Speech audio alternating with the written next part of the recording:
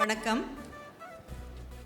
பட்டிமன்ற பேச்சாளர், எழுத்தாளர் மற்றும் ஆன்மீக சொற்பொழிவாளர், திறம் மேம்பாட்டு பேச்சாளர், என் விகடன் அவள் விகடன் விருதுநகர் மாவட்ட சிறப்பு தொகுப்பாளர், Sun TV, Raj TV, news 7 போன்ற டிவிகளில் பங்கேற்பாளர், சன் டிவியில் தமிழறிஞர் திரு சாலமன் பாப்பையா தலைமையில் சிறப்பு பட்டிமன்றங்கள், கல்யாண மாலையில் சிறப்பு பட்டிமன்றங்கள், விஜய் டிவியில் சொல்வேந்தர் திரு சுகிசிவம் தலைப்பில் சிறப்பு பட்டிமன்றங்கள், 25 ஆண்டுகளாக 12 நாடுகளில் 3000 மேடைகளில் திறம்பட பேசிய நீயே முளைப்பாய் என்ற புத்தகத்தை எழுதி வெளியிட்ட பெருமை கொண்ட கரிசல்காரி, பேசும் பூங்காற்று திருமதி கவிதா ஜவஹர் அவர்களை மேடைக்கு அழைத்து சிறப்பு செய்வதில் மகிழ்ச்சி அடைகிறோம்.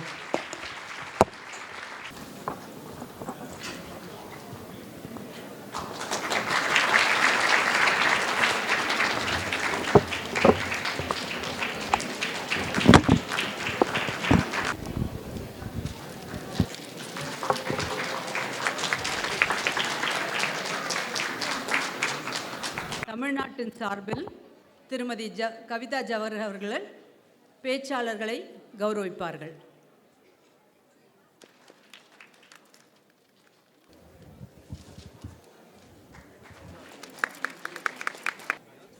Because normally we get the stage faces.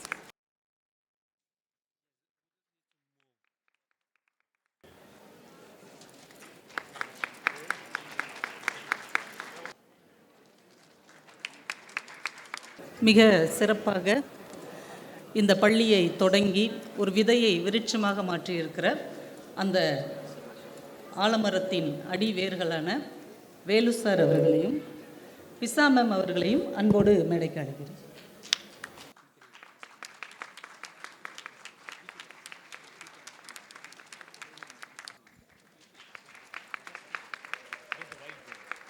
பட்டிமன்றம் நடுவர் நமக்காக இந்த காலகட்டத்தில் இந்த வார் இருந்தபோது பெரிய சவாலாக இருந்தது. அதோட மீறி அவங்க வந்திருக்காங்க நம்மளோட ப்ரோக்ராமுக்காக.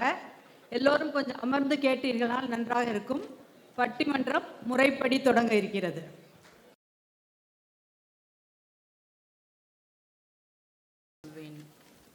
எனக்கு உண்மை தெரிந்தது சொல்வேன். சீருக்கெல்லாம் முதலாகும் ஒரு தெய்வம் துணை செய்ய வேண்டும். பிளேனோ தமிழ் பள்ளியின் 25வது ஆண்டு விழாவை மிகுந்த சீரோடும் சிறப்போடும் நடத்தி கொண்டிருக்கிற ஆன்றோர்களே, சான்றோர்களே, இதன் அடித்தளமாக வீற்றிருக்கிற திரு ராமன் வேலு அவர்களே, திருமதி விசாலாட்சி மேடம் அவர்களே, இந்த பள்ளியின் ஒருங்கிணைப்பாளர்களே, தன்னார்வலர்களே, ஆசிரியர்களே, மாணவ செல்வங்களே, மேடையில் வீற்றிருக்கிற பேச்சாளர்களே, இங்கே பெருந்திரளாக வந்து அமர்ந்திருக்கிற என் இனிய தமிழ் சொந்தங்களே,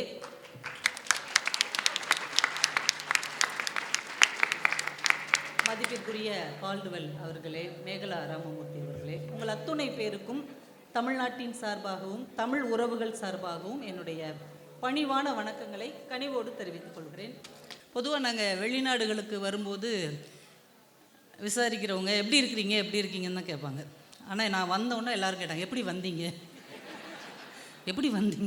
அதுவும் இந்த சூழ்நிலையில் நீங்கள் எப்படி வந்தீங்க, நல்லவேளை ஏன் வந்தீங்க அப்படின்னு யாரும் கேட்குறேன். அந்த விதத்தில் ஒரு பெரிய சந்தோஷம்.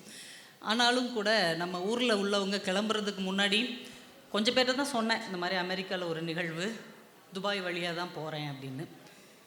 துபாய் வழியாவா போகிற? புர்ஜ் கலிஃபா போவியா? ஏன் இல்லை அங்கே தான் குண்டு போடுறாங்களா? இல்லை, நான் எங்கேயுமே போக மாட்டேன், 12 மணி நேரம் எனக்கு துபாய் ஏர்போர்ட்லேயே தான் உட்காந்துருப்பேன் அப்படின்னு. இல்லை, ஏர்போர்ட்லேயும் போடுறாங்களாம், நீ பார்த்து பத்திரமா போயிட்டு வா. இல்லை, நான் உடனே அமெரிக்கா போய்டுவேன். இல்லை, அமெரிக்காவும் சொல்ல முடியாது, என்ன வேணால் நடக்கும், பார்த்து பத்திரமா போயிட்டு வா அப்படின்னாங்க. நான் நினச்சேன், ஈரான்காரங்களே பரவாயில்ல போல, நம்ம ஊருக்காரங்க அதை விட மோசமாக இருக்கிறாங்க அப்படின்ட்டு அந்த தடைகளை எல்லாம் தாண்டி இன்றைக்கு இந்த இடத்தில் நாம் எல்லாரும் ஒன்றாக இருக்க வேண்டும் என்பது இறையருள் அல்லது பிரபஞ்ச விதி. வேலு சார் கூட என் கூட கடைசி முந்தின நாள் வரைக்கும் கிளம்புறோமா இல்லையான்ற ஒரு உறுதியாகவே இல்லை. அவருமே ரொம்ப சிரமப்பட்டுட்டே தான் இருந்தார். எப்படி இது வந்து சேர்ந்துருவாங்களா இந்த விழாவுக்கு, இந்த பட்டிமன்ற நடுவரா அப்படின்னு அவருக்கும் ரொம்ப தயக்கத்தோடையே தான் இருந்தார். நிறைய பிரச்சனைகள் இங்கே வந்து சேர்றதுக்குள்ளே ஃப்ளைட் டைமு மாதிரி ஒரு ஃப்ளைட்டை விட்டு இப்படி நிறைய சிரமங்கள். ஆனாலும் கூட என் மனதில் ஒரே ஒரு உறுதி இருந்தது. ஒரு அமெரிக்க மண்ணில், ஒரு அயல் மண்ணில் நம்முடைய அன்னை தமிழுக்கு 25 வருடங்களாக ஒரு பள்ளிக்கூடத்தை நடத்தி வருகிறார்கள். அது மிக சிறப்பாக நடத்தி வருகிறார்கள் என்றால் அந்த இடத்தில் தமிழகத்தின் சார்பாக நம்ம கண்டிப்பாக போகணும் அப்படின்ற ஒரு எண்ணம் ரொம்ப உறுதியாக இருந்தது. எப்பயுமே ஒரு விஷயத்தை நம்ம ரொம்ப உறுதியாக நம்பும்போது இதை செஞ்சே தீர்வோம் அப்படிங்கிற ஆழ்மனதின் நம்பிக்கை எவ்வளவு தடைகள் இருந்தாலும் அதை உடைத்து கொண்டு நிறைவேற்றி விடும் என்பதற்கு இந்த விழாவில் நான் கலந்து கொண்டதும் ஒரு மிகப்பெரிய ஒரு எடுத்துக்காட்டுன்னு கூட சொல்லலாம். அந்த அளவுக்கு உங்கள் எல்லாரையும் சந்திக்கணும் அப்படின்னு ஒரு ஆசை இருந்தது. அந்த ஆசை இங்கே நிறைவேறி இருக்கிறது. அதனால் உங்கள் எல்லாருக்கும் என்னுடைய அன்பையும் வாழ்த்துக்களையும் வணக்கங்களையும் நன்றிகளையும் மீண்டும் ஒரு முறை நான் தெரிவித்துக் கொள்கிறேன். இந்த பிளானோ தமிழ் பள்ளி அப்படின்றது 25 ஆண்டு காலமாக எல்லாருமே ஒரு தடவை சொல்லிட்டாங்க இது எப்படி வந்ததுன்னு. இவ்வளோ நேரம் சொன்னாலும் கூட ஒரு 25 ஆண்டுகால பயணம் அப்படின்றது ஒரு சாதாரணமான விஷயம் இல்லை இல்லையா?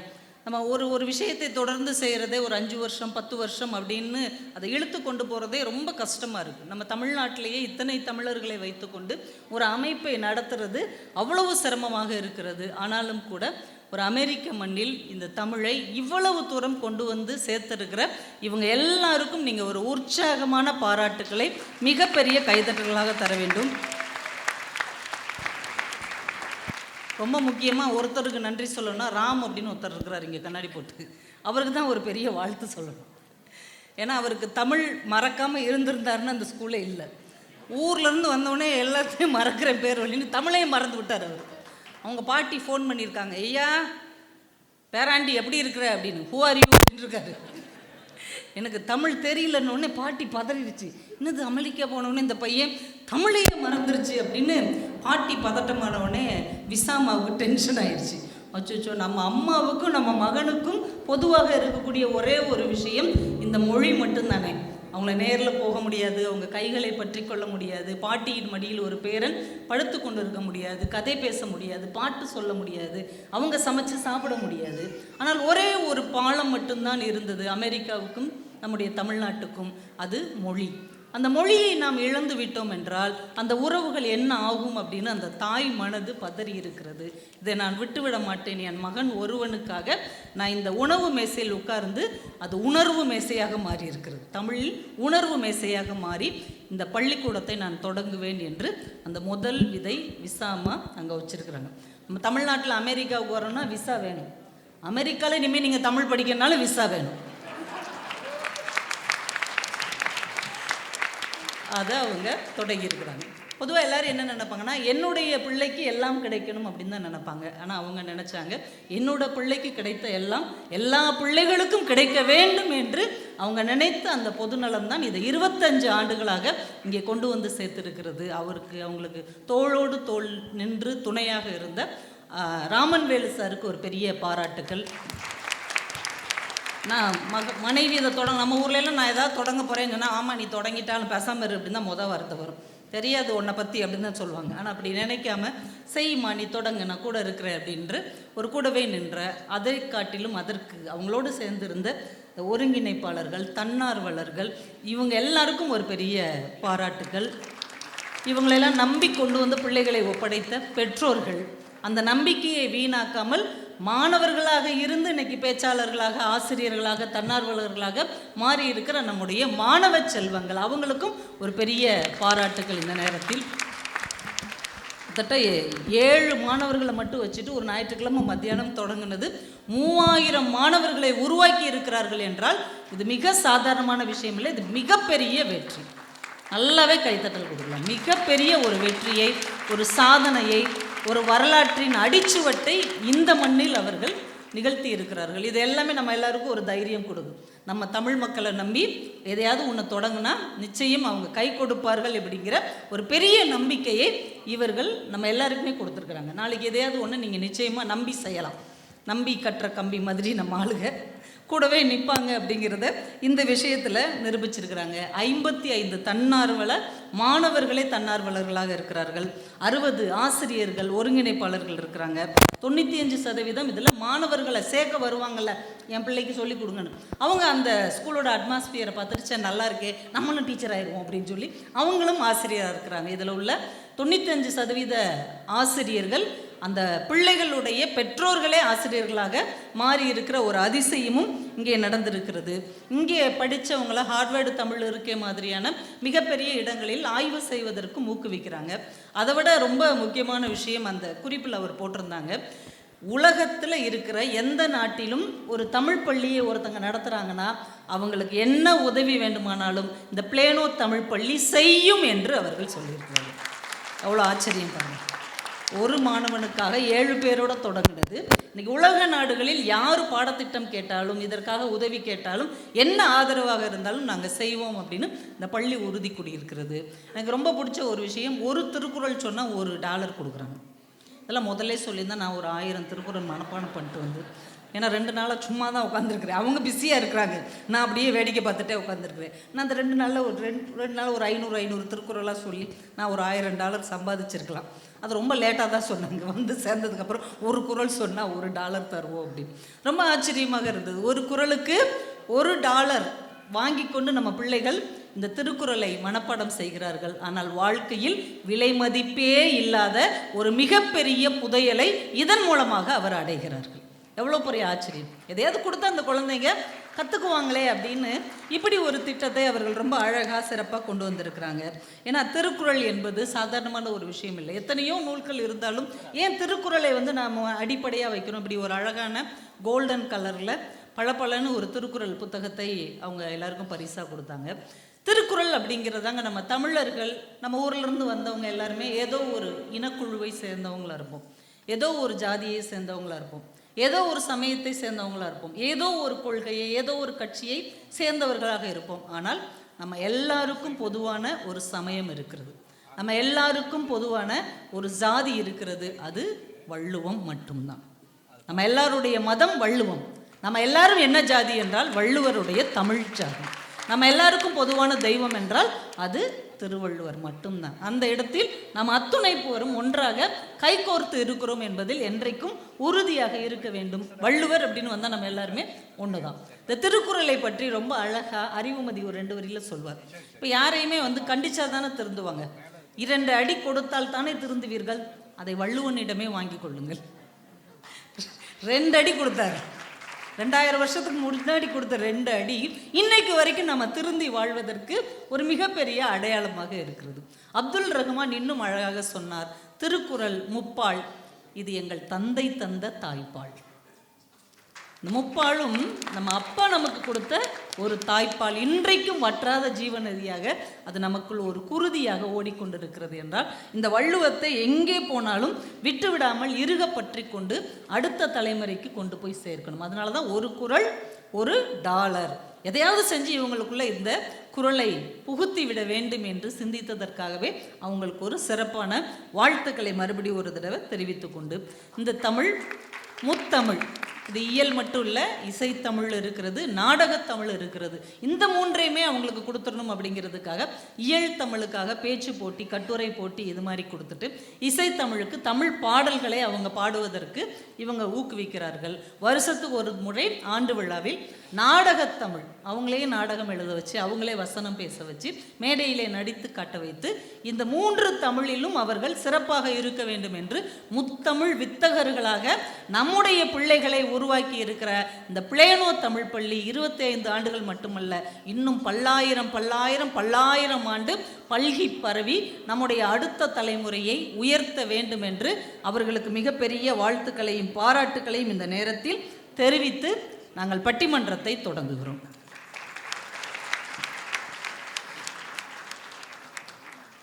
பட்டிமன்றம் அப்படிங்கிறது ஒரு மிகப்பெரிய பழமையான கலை வடிவம்.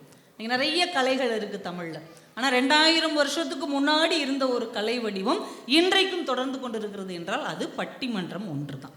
2000 வருஷத்துக்கு முன்னாடி மணிமேகலையில் பாங்கறிந்து பட்டிமன்றமும் ஏறுமின் அப்படின்னு எழுதியிருக்கிறாங்க. இன்றைக்கும் இந்த பட்டிமன்றம் பாங்கறிந்து அறிஞர்களை கொண்டு நடந்து கொண்டு இருக்கிறது. எங்கள் தமிழறிஞர் திரு சாலமன் பாப்பையா அவர்களுடைய மகனாக அவர் இருந்து எங்களை எல்லாம் வழி நடத்தி நூற்றுக்கணக்கான பேச்சாளர்கள் இன்றைக்கு தமிழ்நாட்டில் உருவாகி இருக்கிறோம். அந்த தாக்கம் தான் இன்றைக்கி எல்லா நாட்டிலையுமே பட்டிமன்றம் வைக்கிறாங்க. எல்லா நாட்டிலையும் ஒரு பட்டிமன்றத்தை வச்சுருவோம். ஃபெட்னாலையும் பட்டிமன்றம் வச்சுருந்தாங்க. கால்டுவெல் சார் அழைத்து ஞானசம்பந்தன் ஐயா தலைமையில் சென்ற ஆண்டுக்கு முந்தின ஆண்டு நானுமே வந்திருந்தேன். இப்போ அந்த அளவுக்கு அந்த பட்டிமன்றம் அப்படிங்கிற வடிவம் நம்ம மக்களுக்கு ரொம்ப பிடிச்சி போச்சு. ஏன்னா ஒரு சைடு சண்டை போட்டு அதுக்கு இன்னொரு சைடு சண்டை போட்டு நடுவில் ஒருத்தவங்க உட்காந்து மத்தியமம் பண்ணுறதை வேடிக்கை பார்க்குறதுங்கிறது நமக்கு ரொம்ப பிடிச்சமான ஒரு விஷயம். நீங்கள் பாட்டு சண்டையை போடுங்கடா, நாங்கள் உட்காந்து பார்த்துட்டே இருக்கிறோம். இன்னொன்று, இந்த பட்டிமன்றம் அப்படிங்கிற கலை வடிவம் எந்த மொழியிலையுமே கிடையாது. நீங்கள் சூப்பர் சிங்கர் பார்த்தீங்கன்னா எல்லா மொழியிலையும் இருக்கும், நடன நிகழ்வுகள் எல்லா மொழியிலையும் இருக்கும், பாட்டு இருக்கும். ஆனால் பட்டிமன்றம் என்கின்ற இந்த வடிவம் தமிழை தவிர வேற எந்த மொழியிலும் கிடையாது என்பது நம்ம தமிழின் மிகப்பெரிய சிறப்பு. நம்ம மொழியுடைய அழகே என்ன தெரியுமா? இந்த மொழியில் மட்டும்தான் என்னைக்கு தோன்றுச்சுன்னு இன்னைக்கு வரைக்கும் கண்டுபிடிக்க முடியல. எவ்வளவு ஆய்வு நடத்திட்டே இருக்கிறோம், எத்தனை ரிசர்ச் பண்ணாலும் இத்தனாம் தேதி, இத்தனாவது வருஷம், இத்தனாவது மாதம், இத்தனை மணிக்கு இந்த மொழி தோன்றுச்சு அப்படின்னு யாராலையுமே சொல்ல முடியல. இந்த உலகத்தில் உள்ள எல்லா பொருளுக்கும் தோற்றம் இருக்குது தானே. இந்த மைக் எப்போ கண்டுபிடிச்சாங்கன்னா அதுக்கு ஒரு மேனுஃபேக்சரிங் டேட் இருக்குது. இந்த சேர் எப்போ செஞ்சாங்க அதுக்கு இருக்குது. இங்கே உட்காந்துருக்கிற நம்ம எல்லாருக்குமே ஒரு டேட் ஆஃப் பர்த் இருக்குது. இந்த தேதியில் தான் நம்ம பிறந்தோம். ஆனால் இந்த மொழி என்றைக்கு பிறந்ததுன்னு யாராலேயே சொல்ல முடியுமா? நாங்கள் இத்தனாம் தேதி தாங்க பிறந்தது, எழுதி வச்சுக்கோங்க, சொல்லவே முடியாது. அப்போ எப்போ தோன்றி இருக்கும் அப்படின்னு ஒரு கேள்வியை எழுப்புனா, புறப்பொருள் வெண்பாமாலை அப்படின்னு ஒரு நூல் சொல்லுகிறது. கல் தோன்றி மண் தோன்றா காலத்தே முன் தோன்றிய மூத்த குடி தமிழ் குடின்னு அது போயிடுச்சு. இந்த கல்லும் மண்ணும் தோன்றதுக்கு முன்னாடியே ஒரு மனுஷங்க இருந்திருக்கிறாங்க, அவங்க தான் தமிழர்கள்னு அது பாட்டுக்கு சொல்லிடுச்சு.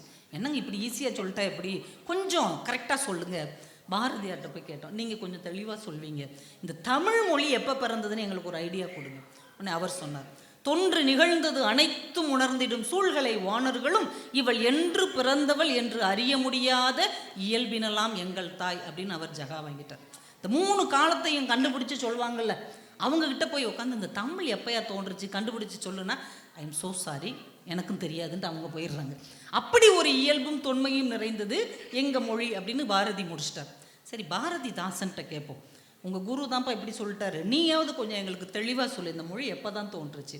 பாரதிதாசன் சொன்னார், கரெக்டாக சொல்ல முடியல, ஆனால் இதோட சேர்ந்து எதெல்லாம் தோன்றுச்சுன்னு சொல்கிறேன், அதை வச்சு நீங்கள் கண்டுபிடிச்சிக்கோங்க அப்படின்னா. இது கொஞ்சம் ஈஸியாக இருக்குதே, சொல்லுங்கள்.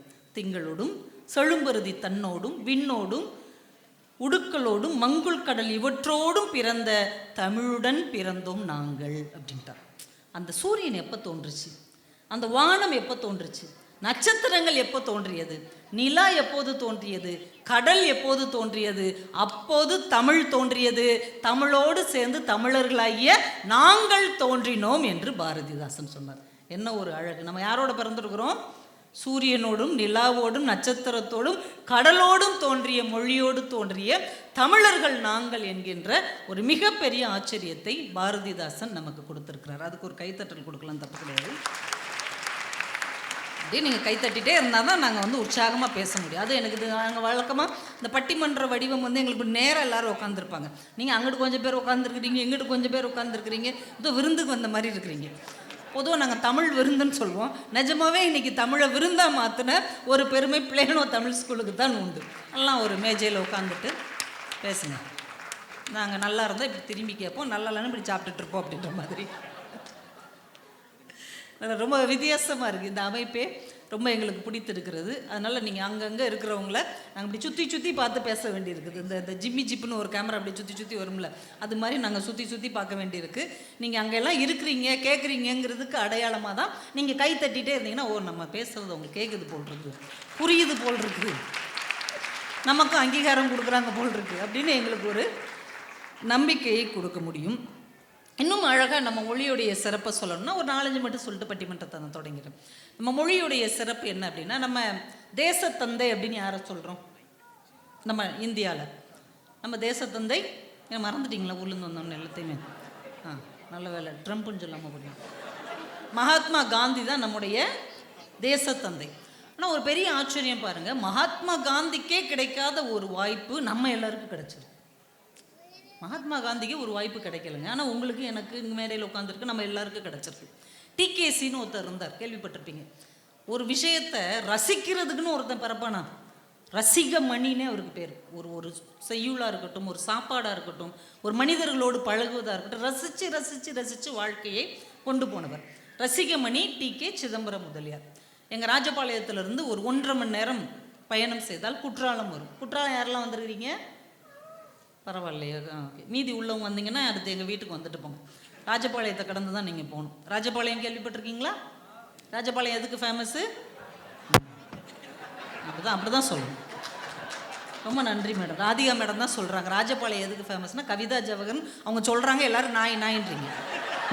எப்படி ஒரு இன்சிடென்ஸ்? அவங்க கவிதா ஜவஹர்னு சொன்னோன்னே நீங்கள் நாயின்றீங்க. இல்லை, நீங்கள் நாயின்னு சொல்லும்போது அவங்க கவிதா ஜவஹர்ன்றாங்க. நான் ஒரு பொருத்தம். அவ்வளோ தூரம் மேடம் என்னை பற்றி சொன்னாங்களே, ராஜபாளையம்னா கவிதான்னு சொல்ல மாட்டேங்கிறீங்க. நமக்கு நாய் தான் ஞாபகம். ஆனால் ஒன்று, நாய் எப்பயுமே நன்றி உள்ள ஒரு மிருகம். மனிதர்களோட ரொம்ப நெருங்கி பழகினாலும் கூட நல்லவங்களாக இருக்கிற ஒரே மிருகம் நாய் தான். ஏன்னா மனுஷன் கூட பழகினா எல்லாருமே மனுஷன் மாதிரி மாறிடுவாங்க. இந்த நாய் மட்டும்தான் தன் தனித்தன்மையை இழக்காமல் மனுஷனோடையும் பழகி கொண்டிருக்கிற ஒரு நல்ல விலங்கு. நல்ல ராஜபாளையம் வழியை வந்தீங்கன்னா நான் உங்களுக்கு ஒரு நாய் பரிசாக தருகிறேன். அதை பார்த்துட்டு திருப்பி கொடுத்துருங்க. ஏன்னா அதை நீங்கள் வச்சு மெயின்டைன் பண்ண முடியாது. ஏன்னா மற்ற நாய்கள் மாதிரி அது கொஞ்சுவதற்குரிய நாய் கிடையாது. அது காவலுக்குரிய நாய். இவ்வளோ உயரமாக இருக்கும், பெரிய காம்பவுண்டெல்லாம் அது ஓடி தாண்டிடும்.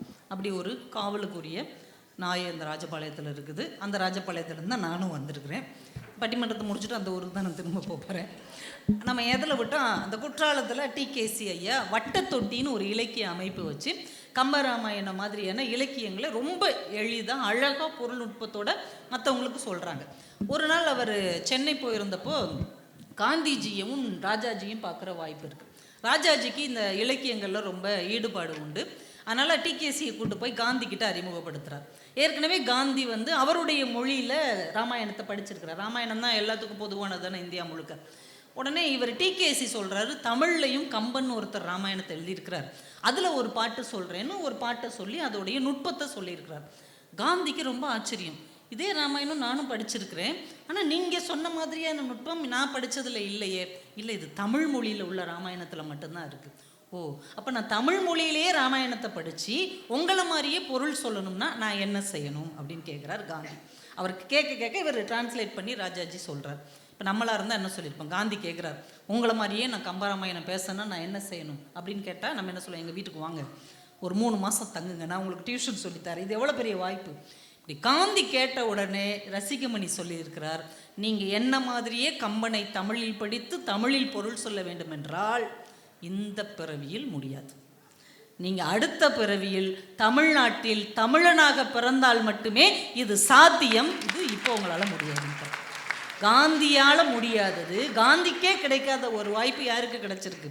தமிழ்நாட்டில் பிறந்த தமிழர்களாகிய நமக்கு கிடைத்திருக்கிறது. ஆனால் எத்தனை பேர் இலக்கியங்களை படித்து பொருள் உணர்ந்து மற்றவங்களுக்கு சொல்லியிருக்கோம் அப்படின்னா அது ஒரு பெரிய கேள்விக்குறி. இந்த 25ஆம் ஆண்டில் நம்ம ஒரு உறுதிமொழி எடுத்துக்கணும். நம்மளால் வாசிக்கக்கூடிய ஏதாவது ஒரு சின்ன இலக்கியத்தின் ஒரு பாடலை நாம் வாசித்து தெரிஞ்சவங்களுக்கு வாட்ஸ்அப்பில் ஷேர் பண்ணணும். ஒன்றும் இல்லாததெல்லாம் ஷேர் பண்ணுறோம் இல்லையா? இந்த இதை 18 பேருக்கு நீங்கள் அனுப்பினால் உங்கள் வீட்டில் தங்க மழை பெய்யும், உங்களுக்கு விசா கன்ஃபார்ம் ஆகும், க்ரீன் கார்டு கிடைக்கும் அப்படிலாம் சொல்கிறோம்ல. முன்னாடியில் இது மஞ்சள் கலரில் ஒரு நோட்டீஸ் கொடுப்பாங்க. இதை படித்த உடனே 500 பிரிண்ட் அடித்து எல்லாருக்கும் கொடுக்காவிட்டால் உங்கள் வீட்டுக்கு பாம்பு வரும். அட பாவிகளா, 500 அடிக்கலைன்னா எங்கள் வீட்டுக்கு சோறே கிடையாது. ஏன்னா நாங்கள் அவ்வளோ கஷ்டப்படுறவங்க. கிழித்து விட்ட ஒருத்தர் ரத்த கைக்கு செத்து போனார் அப்படிலாம் நம்ம சின்ன பிள்ளையாக இருக்கும்போது பண்ணுவாங்க. இது ஒரு அறிவியலும் வளராத காலத்தில் இந்த மூடநம்பிக்கை இருந்தது. இப்போ என்னது அறிவியல் சாதனமாக இருக்கோ அதுக்குள்ளே மூடநம்பிக்கையை நாம் திணித்து கொண்டே இருக்கிறோம். தமிழனாக இருந்தால் ஷேர் பண்ணுன்னு வேற கீழே.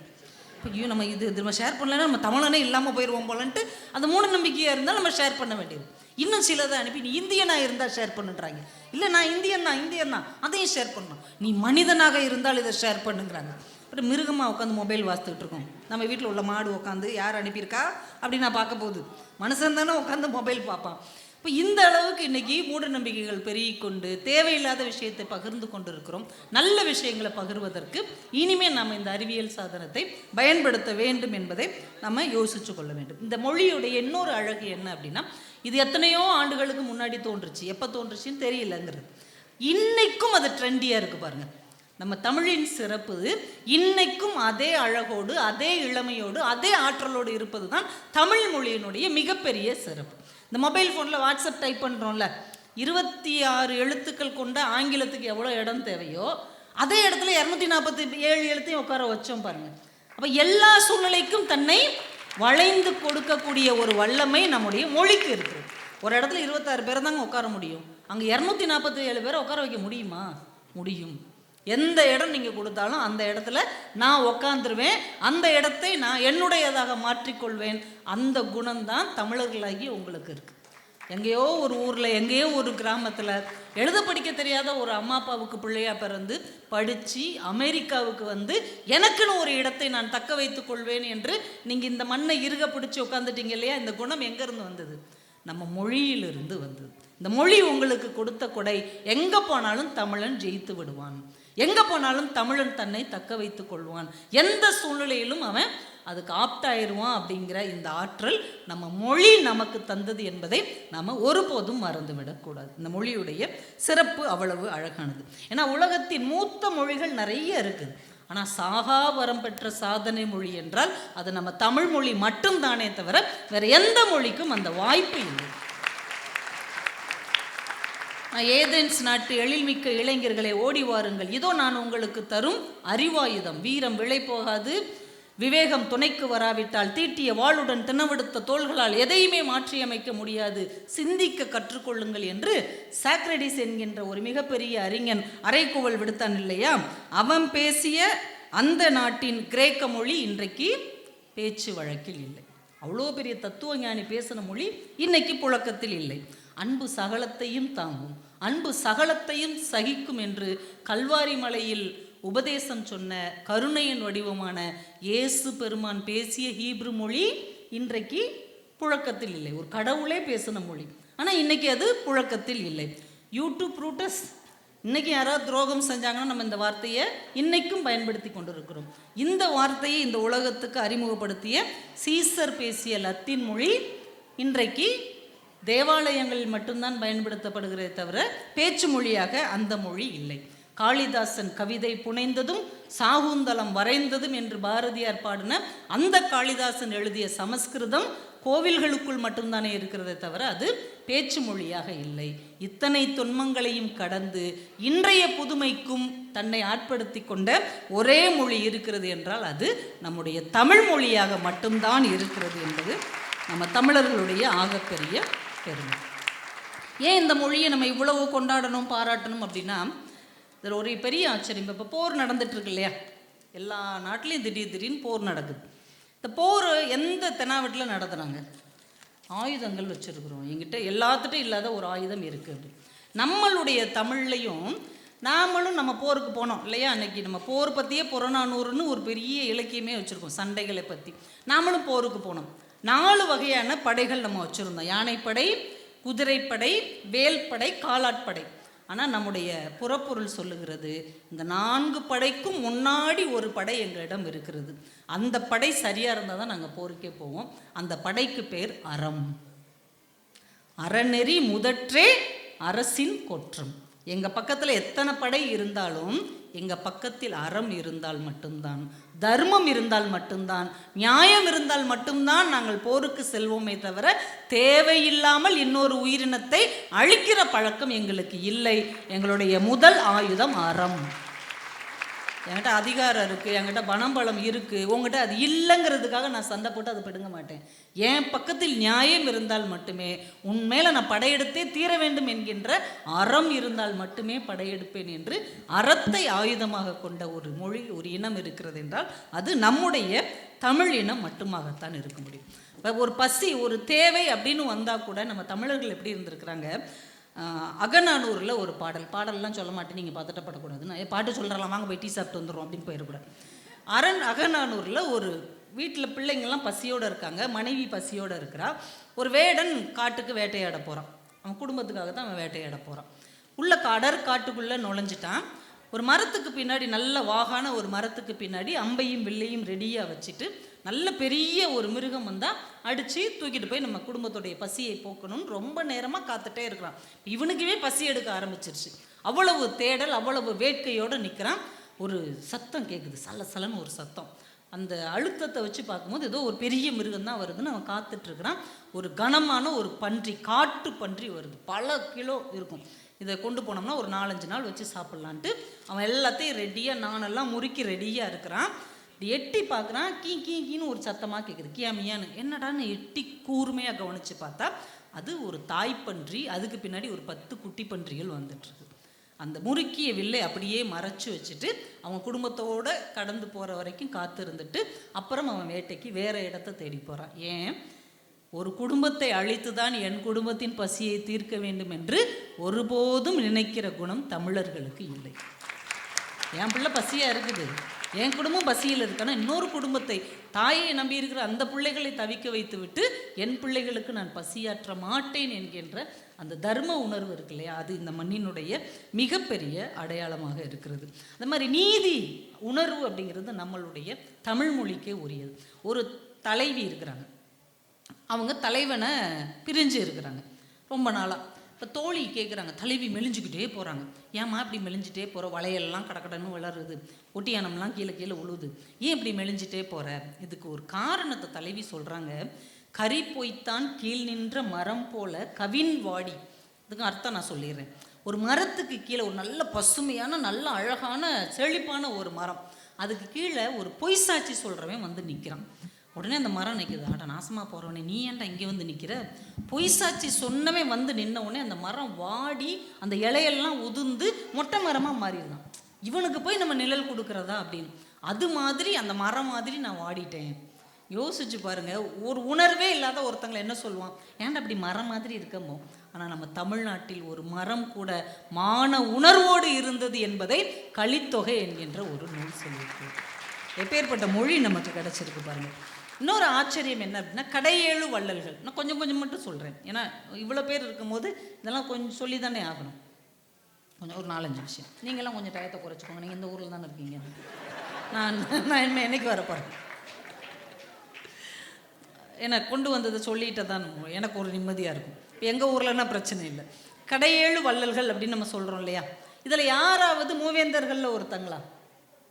சேரன் மன்னன் யாராவது இதில் இருக்காங்களா? சோழன் இருக்கானா? பாண்டியன் இருக்கானா? இல்லை மிகப்பெரிய பேரரசை ஆண்டவர்கள் யாராவது இருக்காங்களா? கிடையவே கிடையாது. ரொம்ப ஆச்சரியம் பாருங்கள், கடையேழு வள்ளல்களும் குறுநில மன்னர்கள் தான். ஒரு சிறிய பகுதியை ஆட்சி செஞ்சவங்களை தான் வள்ளல்கள்னு நம்ம இலக்கியம் பதிவு செய்திருக்கேன்.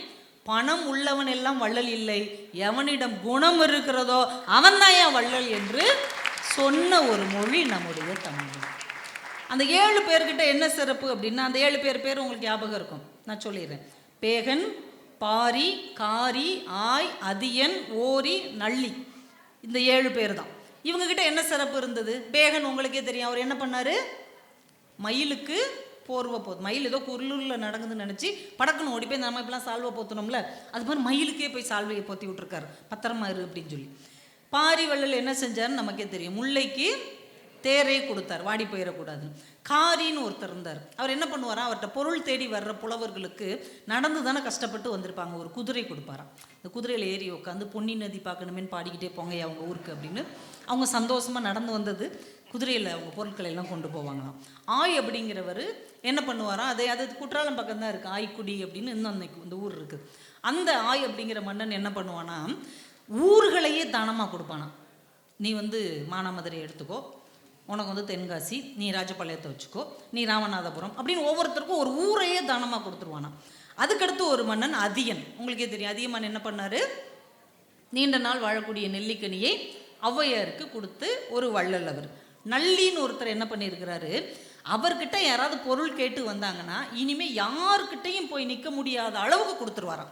இந்த லைஃப் டைம் செட்டில்மெண்ட்டுன்னு சொல்கிறோம்ல, அந்த மாதிரி நள்ளி கொடுத்து நம்ம யார்ட்டையும் போகக்கூடாது, அம்புட்டும் உனக்கு தான், சந்தோஷமாக வாழு அப்படின்னு கொடுத்துருக்குறாரு. ஓரின்னு ஒருத்தர் என்ன பண்ணிக்க, இன்னும் ஒரு படி மேலே போய் நாடுகளையே கொடுத்துருக்குறாரு. சிங்கப்பூர் நீ வச்சுக்கோ, தாய்லாந்து உனக்கு தான், வியட்நாம் உனக்கு தான், அமெரிக்கா வச்சுக்கிட்டு அமைதியார் அப்படின்னு ஆளுக்கு ஒரு நாடுகளையே அவர் பாட்டுக்கு வாரி கொடுத்துருக்குறாரு. என்னடா அப்படின்னு. இந்த 7 பேர் தான் வள்ளல்கள். இந்த 7 பேருமே சிறந்தவர்கள் தானே, அவங்களுக்கு ஒரு கைத்தட்டல் கொடுக்கலாமா? இப்படிலாம் வாழ்ந்துருக்காங்க பாருங்க. இந்த 7 பேரில் 2 பேர் ரொம்ப சிறந்தவர்கள்னு ஒரு இலக்கியம் சொல்லுது. இந்த 7 பேரும் சிறந்தவர்கள், இந்த பெஸ்ட் ஆஃப் பெஸ்ட்னு சொல்லுவோம்ல, 2 பேர் ரொம்ப ரொம்ப கிரேட். அந்த 2 பேர் யாரு? பாரியும்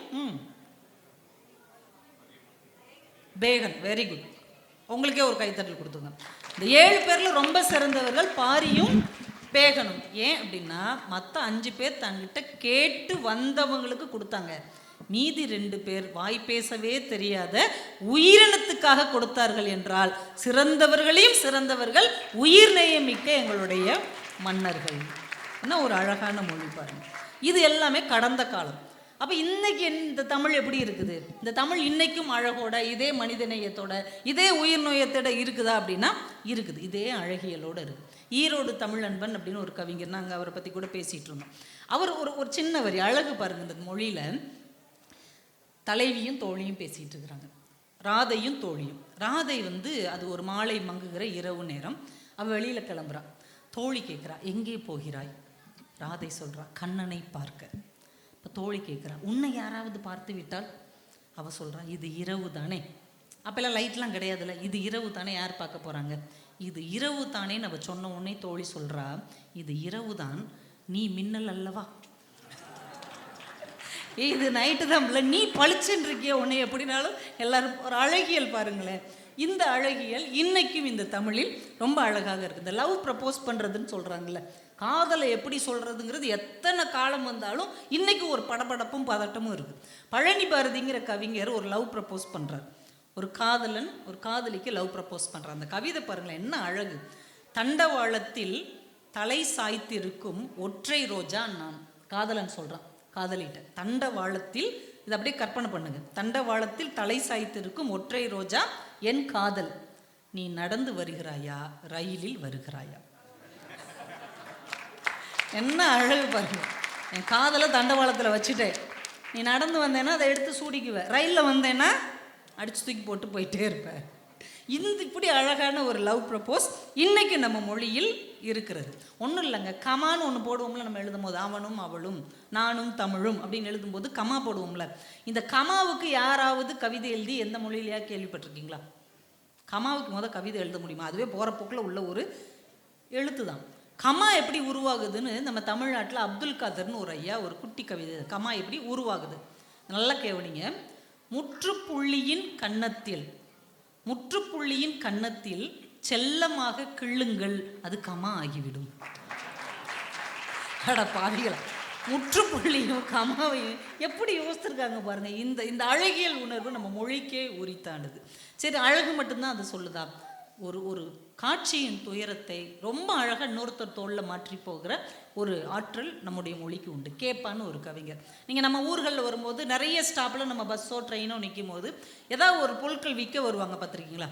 இப்போ கிருஷ்ணன் கோவில்னு ஒரு ஊரில் கொய்யாப்பழம் விற்பாங்க, கல்லுப்பட்டின்னு ஒரு ஊரில் வெள்ளரிக்காய் விற்பாங்க, கோவில்பட்டியை வழியாக வந்தீங்கன்னா கடல மிட்டாய் விற்பாங்க.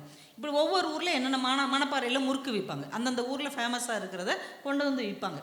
இப்படி வெள்ளரிக்காவை சின்ன குழந்தைங்க கொண்டு வந்து விற்றுட்ருக்குறாங்க. சின்ன பிள்ளைங்க வெள்ளரிக்காவை கொண்டு வந்து விற்கிறாங்க. இப்போ நம்ம என்ன நினைப்போம், ஐயோ சின்ன பிள்ளைங்க இதை விற்கிறாங்களே படிக்க போகாமல், இப்படி பெருசாக யோசிப்போம்ல. அவர் ஒரே வரியில் எழுதிட்டார், வெள்ளரி பிஞ்சுகள் விற்கின்றன, வெள்ளரி பிஞ்சுகள் விற்கின்றன. இனிமேல் என்னைக்காவது இது மாதிரி குழந்தைகள் விற்கும் போது அந்த கவிதை உங்கள் மனசுக்குள்ளே சுழன்று கொண்டே இருக்கும். இதுதான் நம்ம மொழியினுடைய ஆற்றல். இதையெல்லாம் நம்ம எல்லாருக்கும் ஷேர் பண்ணலாம் தானே. அடுத்து ஒன்று சொல்லி முடிச்சிடறேன். குப்பை தொட்டிக்கெல்லாம் யாராவது கவிதை சொல்லுவாங்களா? குப்பை தொட்டிக்கு நம்ம ஏதாவது மனசில் ஒரு இடமாவது வச்சுருக்குறோமா? ஆனால் அது ரொம்ப முக்கியமானது. காசி ஆனந்தன் ஒரு கவிதை எழுதுறாரு, அலுவலகத்தில் வேலை பார்க்கிறவனுக்கு இது குப்பை தொட்டி, குப்பை அள்ளுகிறவனுக்கு இது அலுவலகம். என்னையா குப்பை தொட்டியெல்லாம், அதுதான் கவிஞர்களுடைய ஆழ் மனது. எல்லா பொருளையும் எல்லா சூழலையும் ரசித்து ஏற்றுக்கொள்ளக்கூடிய பக்குவம் இந்த தமிழ் கவிஞர்களுக்கு இருக்கிறது. இந்த மாதிரி நிறைய கவிதை இருக்கிறது. அடுத்த தலைமுறைக்கு இதெல்லாம் நீங்கள் கொஞ்சம் பகிர்ந்து இந்த தமிழை இன்னும் கொஞ்சம் அதிகமாக வளர்க்க வேண்டும் என்று கேட்டு இப்போ பட்டிமன்றம் தொடங்குகிறது. அயல் மண்ணில் அயல் நாடுகளில் நம்ம தமிழ் பண்பாடும் பாரம்பரியம் வளர்ந்து வருகிறதா இல்லை தளர்ந்து வருகிறதான்னு இவங்க பேச வந்திருக்கிறாங்க.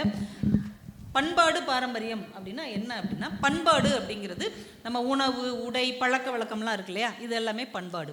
பாரம்பரியம் என்னன்னா மரபுன்னு சொல்லுவோம்ல, சில விஷயத்தை நம்ம மாற்றவே மாட்டோம். நீங்கள் குலதெய்வம் இதுனா அந்த குலதெய்வம் அதுதான். சில நம்பிக்கைகள் இருக்கும் இல்லையா, அது எல்லாமே மரபு. அந்த பாரம்பரியம் இன்னைக்கு வளர்ந்துக்கிட்டு தான் போகுதா இல்லை தளர்ந்துக்கிட்டு தான் போகுதா அப்படின்னு பேசுறதுக்கு மூணு பேர் உங்கள் ஊர்ல இருந்தே வந்திருக்கிறாங்க. வளர்கிறதே அப்படின்னு பேசுறதுக்கு அந்த அணியில் ஆளாக நேஹா ராமச்சந்திரன் அவர்கள். நம்ம ஊர்லேயே இன்னைக்கு தாவணி பாவாடை சட்டையை பார்க்கணும். எந்திரிச்சு ஒரு வணக்கம் மட்டும் சொல்லுங்க. உட்காருங்க. நம்ம ஊர்லேயே பாவாடை தாவணியில் பார்த்த உருவமா அப்படிங்கிறத பார்க்க முடியுமா அப்படிங்கிற மாதிரி ஆயிடுச்சு. ஆனால் அமெரிக்க மண்ணில் ஒரு பாவாடை தாவணியோடு ரொம்ப அழகாக வந்திருக்கிற நேஹா ராமச்சந்திரன் அவர்கள் இந்த பட்டிமன்றத்தை தொடங்கி வைக்கிறார். அவங்க இப்போ 12ஆம் வகுப்பு ஃப்ரிஸ்கோ ஐஎஸ்டியில் படிக்கிறாங்க. இந்த பிளானோ தமிழ் பள்ளியுடைய முன்னாள் மாணவி. நிறைய தமிழ் மொழி ஆங்கில மொழி போட்டிகளில் கலந்துக்கிட்டு நிறைய பரிசு வாங்கியிருக்கிறாங்க, விருதுகள் வாங்கியிருக்கிறாங்க. அவங்க ஸ்கூலில் ஒரு டிபேட் கிளப் இருக்குது, அதோடைய பிரசிடெண்ட்டாகவும் நேஹா அவர்கள் இருக்கிறார்கள். இந்த வயசுலேயே அவங்க ஒரு தொண்டு நிறுவனம் வச்சு தமிழ்நாட்டில் இருக்கிற நிறைய குழந்தைகளுக்கு ஆங்கிலமும் பயிற்று வைத்து வருகிற ஒரு அருமையான குழந்தை நேஹா ராமச்சந்திரன் அவர்கள் இந்த அணியில் முதல்ல பேசுகிறாங்க. அதைத் தொடர்ந்து கார்த்திகேயன் முத்துராஜன் அவர்கள் தமிழ்லாம் வளருங்க, என்னங்க இப்படி நம்பிக்கை இல்லாமல் பேசுகிறீங்க அப்படின்னு வேட்டி சட்டையெல்லாம் போட்டு வந்திருக்கிறாரு. அவர் ஒரு மென்பொருள் கட்டமைப்பு வல்லுனர். தமிழ் அவருக்கு கேட்குறதுக்கு பிடிக்கும், எழுதுறதுக்கு பிடிக்கும், பேசுறதுக்கு பிடிக்கும். தமிழ் பள்ளியினுடைய தன்னார்வலராகவும் செயலாற்றி கொண்டிருக்கிறார். தமிழ் பள்ளி ஆண்டு விழாவுக்கு நாடகம் எழுதுறதுல ரொம்ப முக்கிய பங்கு நம்முடைய கார்த்திக் அவர்களுக்கு உண்டு. மதுரை வானொலியில் அவர் பள்ளிக்கூடம் கல்லூரியில் படிக்கும்போது நிறைய நிகழ்ச்சிகள் நடத்திய ஒரு அனுபவம் மிக்க ஒரு அருமையான மனிதர் கார்த்திக் அவர்கள். அதே அணியில் நிறைவாக அணி தலைமையை ஏற்று பிரீத்தி மோகன் அவர்கள் வந்திருக்கிறார்கள். அவங்க ஒரு சிறு தொழில் முனைவர். நிறைய சமையல் செஞ்சு எல்லாருடைய பசி பிணியவும் ஆற்றிக்கொண்டிருக்கிறார்கள். உண்டி கொடுத்தோர் உயிர் கொடுத்தோரேன்னு நம்ம பழைய இலக்கியம் சொல்லுது. அந்த வேலையை செஞ்சிட்டு இருக்கிற ஒரு அருமையான பெண். பிளோனா தமிழ் பள்ளியுடைய ஆசிரியையாக இருக்காங்க. இசை பிரியை. பாடுவீங்களோ? இன்னைக்கு பாடுவீங்களா? பாட சரி, நீங்கள் எங்கே வேணால் பாடிக்கோங்க, பட்டிமன்றத்தில் பாட வேணாம். ரொம்ப அருமையாக பாடக்கூடிய, சமைக்கக்கூடிய, இங்கே தன்னார்வலராக இருக்கக்கூடிய சிறந்த பேச்சாளர் பிரீத்தி மோகன் அவர்கள். நல்லா பேசுவாங்க, நல்ல உற்சாகமான பேச்சாளர். இவங்க 3 பேர் சொல்கிறாங்க தமிழ் வளருங்க, என்ன பேசுகிறீங்க அப்படின்னு கத்தாக பேச வந்திருக்காங்க. நம்ம ஆளுக தான் ஒருத்தங்க ஆமான்னு சொன்னால் இல்லைன்னு சொல்கிறதுனே ஒரு குரூப் கிளம்பி வரும்ல. நம்ம ஆன்னு சொன்னால் ஈ அப்படிம்பாங்க, உண்டு அப்படின்னா உண்டாது அப்படிம்பாங்க, கிடையும் அப்படின்னா கிடையாது அப்படிம்பாங்க. அப்படி பேசுறதுக்கு 3 பேர் வந்திருக்கிறாங்க. அதில் முதல்ல பேச வந்திருக்கிறவங்க தேஜாஸ்ரீ ஸ்ரீதர சுதர்சன். இந்த அணியுடைய சிறப்பை பாருங்கள். சின்ன பிள்ளைங்க தான் தொடங்குறாங்க. அதுக்கடுத்து ஒரு செட்டு, அதுக்கப்புறம் ஒரு செட்டுன்னு இது எவ்வளோ அழகாக தொடங்குது பாருங்கள். இவங்களும் 9ஆம் வகுப்பு படிக்கிற ஒரு மாணவி. 8 ஆண்டுகளாக பரதநாட்டியம் பழகிக்கிட்டு இருக்கிறாங்க. அவங்க சிறந்த டான்ஸருங்கிறது இந்த மேடையில் அவங்க ஆடும்போது நிறைய பேர் பார்த்துருப்பீங்க. அந்த யூனிஃபார்மில் இருந்தபோது உங்களுக்கு தெரிஞ்சிருக்காது. ரொம்ப அழகாக முன்னின்று ஆடுனீங்க. இந்த தமிழ் பள்ளியில் அவங்க தன்னார்வலராக இருக்கிறாங்க இந்த வயசுலேயே. தேஜஸ்ரீ அவர்களுக்கு ஒரு பெரிய கைத்தட்டல்கள். புடவையே கட்டிட்டு வந்துட்டீங்க, வளர்க்குறீங்க போங்க. அந்த அணியில் நடுவு மத்தியில் பேசுகிறதுக்கு ராதிகா உமா மகேஷ் அவர்கள். நானாச்சலும் தைரியமாக துபாய் வழியாக வந்தேன். இந்த மேடம் என்ன பண்ணிட்டாங்க, தமிழ்நாட்டிலேருந்து கொச்சின் போய், அங்கேருந்து எங்கே மேடம் போனீங்க? சிங்கப்பூர் போய், அங்கேருந்து எங்கே போனீங்க? டோக்கியோ போய், அங்கேருந்து லாஸ் ஏஞ்சல்ஸ் போய், அப்புறமா இங்கே வந்திருக்காங்க. ஒரு தமிழ்நாட்டில் பிறந்தவங்களுக்கு எவ்வளோ தைரியம் இருக்குது பாருங்கள். நான் எவ்வளோ தைரியமாக துபாயில் 12 மணி நேரம் உட்காந்து வாடா வந்து பாருடா அப்படின்னு சொல்லிட்டு தான் நான் இங்கே வந்தேன். இவங்க பயந்து போய் தமிழ்நாட்டிலே இல்லாமல் கேரளாவுக்கு போய், அங்கேருந்து சிங்கப்பூர் போய், ஜப்பான் போய், லாஸ் ஏஞ்சல்ஸ் போய் இங்கே வந்துட்டேன்னு சொல்லு, திரும்ப வந்துட்டேன்னு சொல்லு அப்படின்னு கெத்து கட்டிகிட்டு இருக்கிறாங்க நம்ம ராதிகா மேடம். நம்ம பிளேனோ தமிழ் பள்ளியினுடைய தன்னார்வலர், சீனியர் அட்மின் அப்படிங்கிற பொறுப்பில் கடந்த 12 ஆண்டுகளாக மிகச்சிறந்த பங்களிப்பை தந்திருக்கிறார். நானாவது ஒரு நாடு கடந்து வந்ததுன்னு தூங்கிக்கிட்டே தான் இருந்தேன். இவங்க இத்தனை நாடுகளை கடந்து வந்ததுலேருந்து எந்நேரமும் இந்த விழாவில் அவங்க செய்ய வேண்டிய எல்லா வேலையும் தூக்கமே இல்லாமல் அதை செஞ்சிட்டே இருந்தாங்க. ராதிகா மேடத்துக்கு ஒரு பெரிய கைத்தட்டல்கள். தமிழ் மற்றும் மலையாள மொழிகளில் ஃப்ரீலான்ஸ் லாங்குவேஜ் டிரான்ஸ்லேஷன்லேயும் அவங்க ஈடுபட்டுருக்காங்க. இப்போ இலக்கிய பணியும் மிக சிறப்பாக மேடம் செஞ்சிட்ருக்குறாங்க. ஆனால் இவ்வளவும் செஞ்சுட்டு அவங்க சொல்கிறாங்க தமிழ் வளரலை, கொஞ்சம் தளர்ந்துக்கிட்டு தான் இருக்குது, கொஞ்சம் டைட்டாக பிடிக்கணும் அப்படின்னு பேச வந்திருக்கிறாங்க. அந்த அணியை நிறைவு செய்ய நம்முடைய அன்பிற்கினிய ஜெய் நடேசன் சார் அவர்கள், மென்பொறியாளர், சிறந்த தமிழ் ஆர்வலர். அவர் அவரே ஏற்கனவே பட்டிமன்றங்களில் பேசிய அனுபவமிக்க ஒரு பேச்சாளர், சாஸ்தா தமிழ் அறக்கட்டளையின் தன்னார்வலர், ஃப்ரிஸ்கோ காரிய சித்தி அனுமன் கோவில் பாலத்தத்தா தமிழ் பள்ளியின் ஒருங்கிணைப்பாளராகவும் இருக்கக்கூடிய அன்பிற்கினிய ஜெய் நடேசன் சார் இந்த பட்டிமன்றத்தின் நிறைவு பேச்சாளர். இவங்க எல்லாரும் அவங்கவுங்க தலைப்பில் கொஞ்சம் நேரம் தான் பேசுவாங்க. உங்கள் நேரத்தில் நான் எடுத்துக்கிட்டேன். அதனால் நீங்கள் சுருக்கமாக பேச வேண்டும். நீங்கள் முழுசாக இருந்து கேட்பீங்க தானே. எல்லாருக்கும் இரவு உணவும் ஏற்பாடு செய்திருக்கிறது. அதனால் நீங்கள் வீட்டுக்கு போய் சமைக்கணும்னு அவசியம் இல்லை. இப்போ பட்டிமன்றம் முறைப்படி தொடங்குகிறது. இந்த பட்டிமன்றத்தை நேஹா ராமச்சந்திரன் அவர்கள் வளர்கிறதே என்ற உங்கள் உற்சாகமான கைதட்டலோடு தொடங்குகிறோம். வாங்க. அவையோருக்கும் வணக்கம். இந்த பிளேனோ தமிழ் பள்ளியின் 25வது ஆண்டு விழாவில் கலந்து கொள்வதில் நான் பெருமை கொள்கிறேன். நான் அயல் நாட்டில் தமிழ் பண்பாடு வளர்கிறது என்ற அணிக்கு பேச வந்துள்ளேன். கனியிடை ஏறிய சுளையும் முற்றல் கழையிடை ஏறிய சாரும் பனிமலர் ஏறிய தேனும் காய்ச்ச பாகிடை ஏறிய சுவையும் நனிபசு பொழியும் பாலும் தென்னை நல்கிய குளிர் இளநீரும் இனியன என்பேன், எனினும் தமிழை என் உயிர் என்பேன் கண்டீர். இங்கு கூடியுள்ள தமிழ் மக்களை பார்த்தால் அயல் நாட்டில் தமிழ் பண்பாடு வளர்கிறதா தளர்கிறதா என்ற விவாதம் தேவையா என்றே தோன்றுகிறது.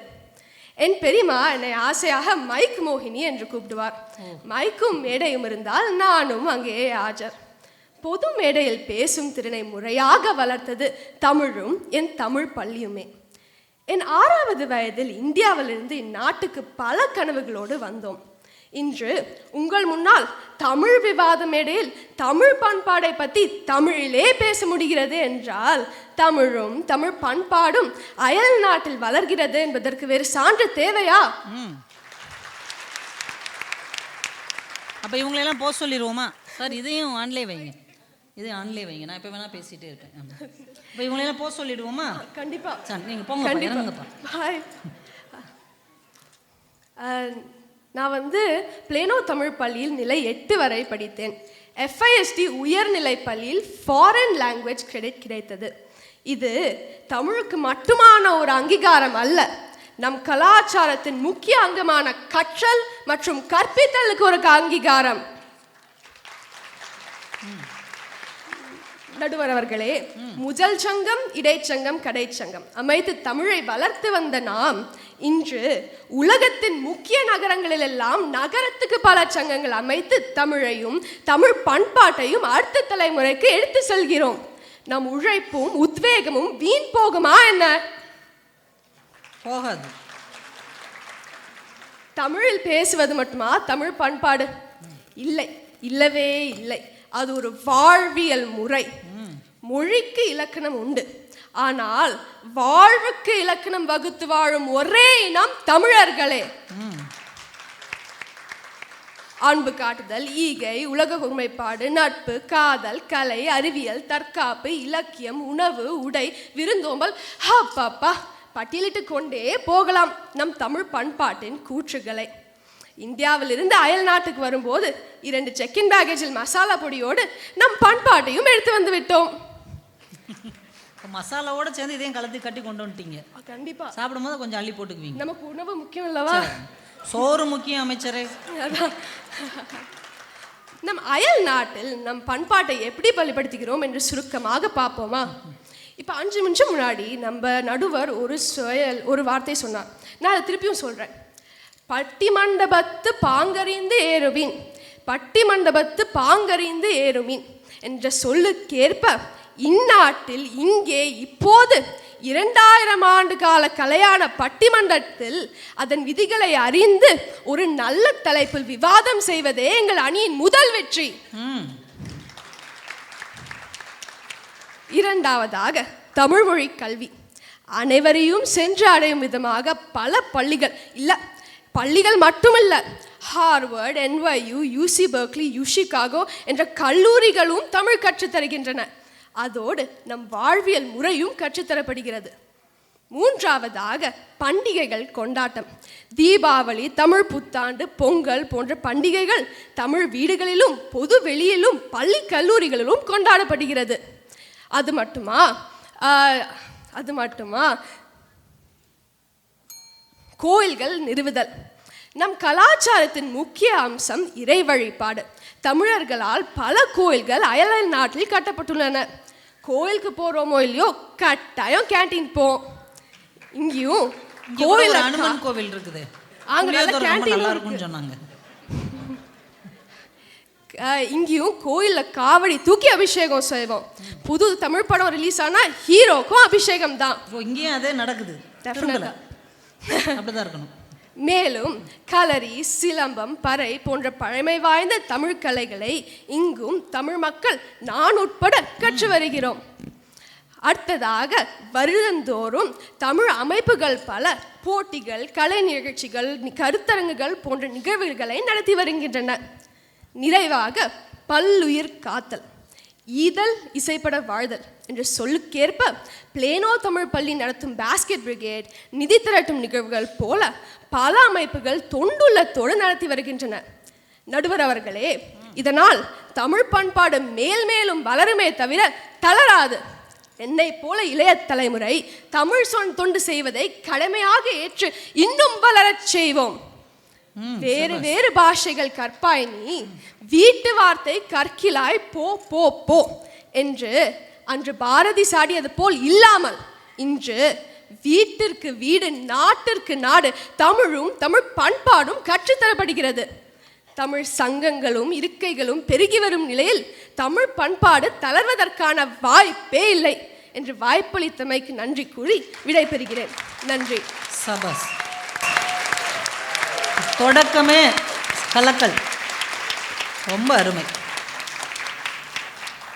நேகா சொன்னதுலே ரொம்ப முக்கியமானது, நாங்கள் இருக்கிறோம், இந்த மொழியை எடுத்து செல்வதற்கு நாங்கள் இருக்கிறோம். அன்றைக்கு பண்டைய தமிழகத்தில் போரில் அப்பாவுக்கு அப்புறம் மகன் எப்படி போய் நிற்பானோ அது மாதிரி அடுத்த தலைமுறை நாங்கள் இருக்கிறோம் என்கின்ற நம்பிக்கை தந்ததற்காகவே அவங்களுக்கு ஒரு பெரிய பாராட்டுக்கள், வாழ்த்துக்கள்.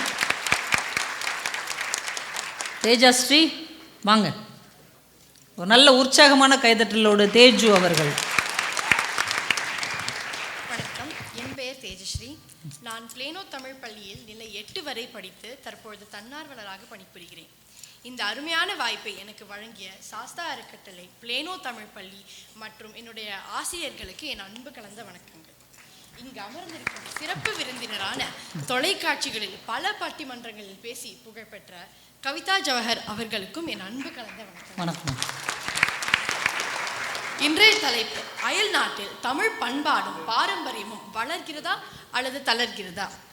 நான் இன்று தளர்கிறது என்ற அணிக்காக பேசப் போகிறேன். பண்பாடு மற்றும் பாரம்பரியத்தில் பல பகுதிகள் இருந்தாலும் இன்று நான் 2 பகுதிகளை பற்றி பேசப் போகிறேன். மொழி மற்றும் பண்டிகைகள். முதல்ல மொழியை பற்றி பார்க்கலாமா? மொழி அப்படின்னா என்னங்க? மனிதன் தனது உணர்வுகளையும் எண்ணங்களையும் பிறருக்கு தெரிவிக்கும் கருவிதான் மொழி. இது வெறும் வார்த்தைகள் மட்டுமல்ல, இது மனதிற்கும் உலகத்திற்கும் ஒரு இடையிலான பாலம். செந்தமிழ்நாடெனும் போதினிலே இன்பத்தேன் பாயுது காதினிலே. தமிழ் எவ்வளோ இனிமையாக இருக்குது தெரியுமா? தமிழ்நாட்டில் எங்கும் எதிலும் தமிழ் மொழி கலந்திருப்பதால் நம் எண்ணங்களும் தமிழ் தான் இருக்கிறது. நாம் பேசும் பொழுதும் தமிழ் தான் பேசுகிறோம். ஆனால் அயல் நாட்டில் பெரும்பாலும் பேசப்பட்டிருக்கும் மொழி ஆங்கிலம் என்பதால் நம் எண்ணங்களிலும் ஆங்கிலம் கலந்திருக்கிறது, மொழியிலும் ஆங்கிலம் கலந்திருக்கிறது. சரி, ஒரு உதாரணத்துக்கு நான் அவங்க எல்லாருக்கும் சொல்கிறேன். நான் என் ஃப்ரெண்ட்ஸ்கிட்ட பேசுகிறப்போ பதிலுக்கு நான் அவங்கக்கிட்ட தமிழ்கிட்ட பேசுகிறப்போ பாதிவாசி எனக்கு அவங்கக்கிட்டேருந்து திருப்பி ஆங்கிலத்தில் தான் பதில் கிடைக்குது. இது நான் தப்புன்னு சொல்லலை, ஆனால் நம்ம யூஎஸில் இருக்கிறதுனால அவங்க ஆங்கிலத்தில் பதில் சொல்கிறாங்க. ஆனால் தமிழையே பேசலை அப்படின்னா தமிழ் எப்படிங்க வளரும்? சரி, நான் உங்கள் எல்லாருக்கிட்டையும் ஒரு கேள்வி கேட்குறேன், மனசாட்சி தொட்டு சொல்லுங்கள். இங்கே யாரெல்லாம் வீட்டில் முழுமையாக தமிழ் பேசுகிறீங்க? யாருப்பா இருக்கீங்க? இருக்காங்க, கொஞ்சம் பேர் இருக்காங்க, ஆனால் நிறைய பேர் இல்லை. அதைத்தான் தேஜு சொல்கிறாங்க, எல்லோரும் கை தூக்கி இருக்கணும்ல. நம்ம வீட்டிலையே நாமளே தமிழில் பேசினா ட்ரம்ப் சார் வீட்டிலையே பேசிகிட்டு இருப்பாங்க தமிழில்?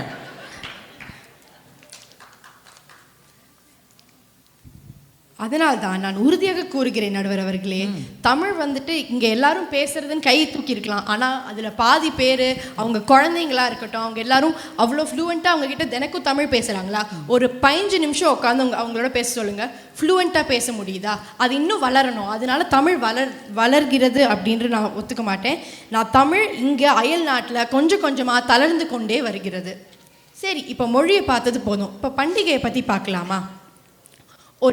ஒரு நல்ல செயலை தொடங்கும் பொழுது முழுமுதற் கடவுளான பிள்ளையாரை பற்றி தான் சிந்திப்போம். பிள்ளையார் சதுர்த்தியின் சிறப்புகள் பல.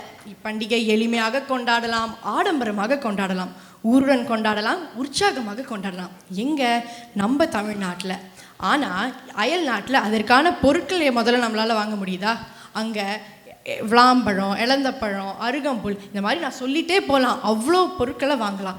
இங்கே இந்தியா பஜாரோ பட்டேல் பிரதருக்கோ போனால் நம்மளால் ஈஸியாக வாங்க முடியுதுன்னு நினைக்கிறீங்களா?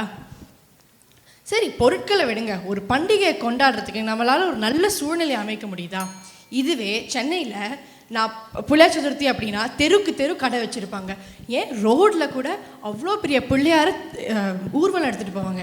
இங்கே நம்மளால் அப்படி பண்ண முடியுதா?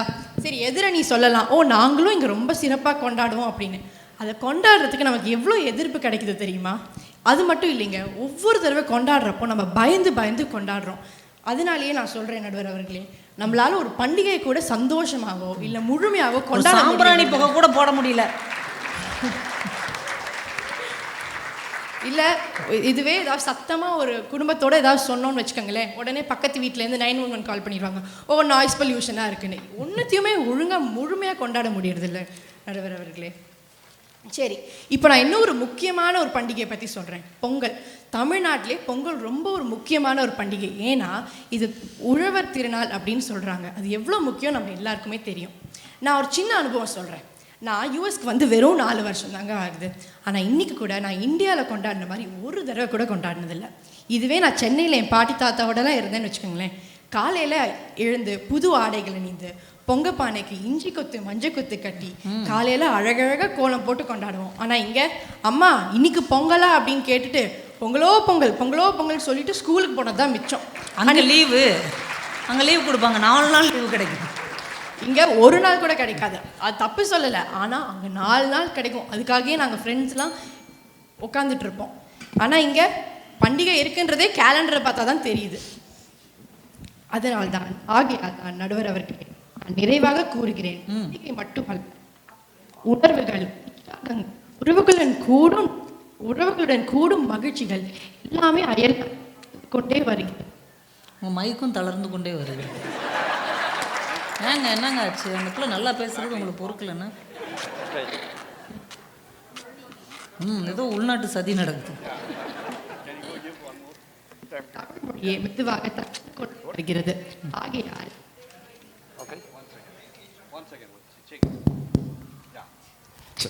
இன்னும் 4-5 வச்சுக்கோங்க, ஆளுக்கு 1 கையில் கொடுத்துருங்க.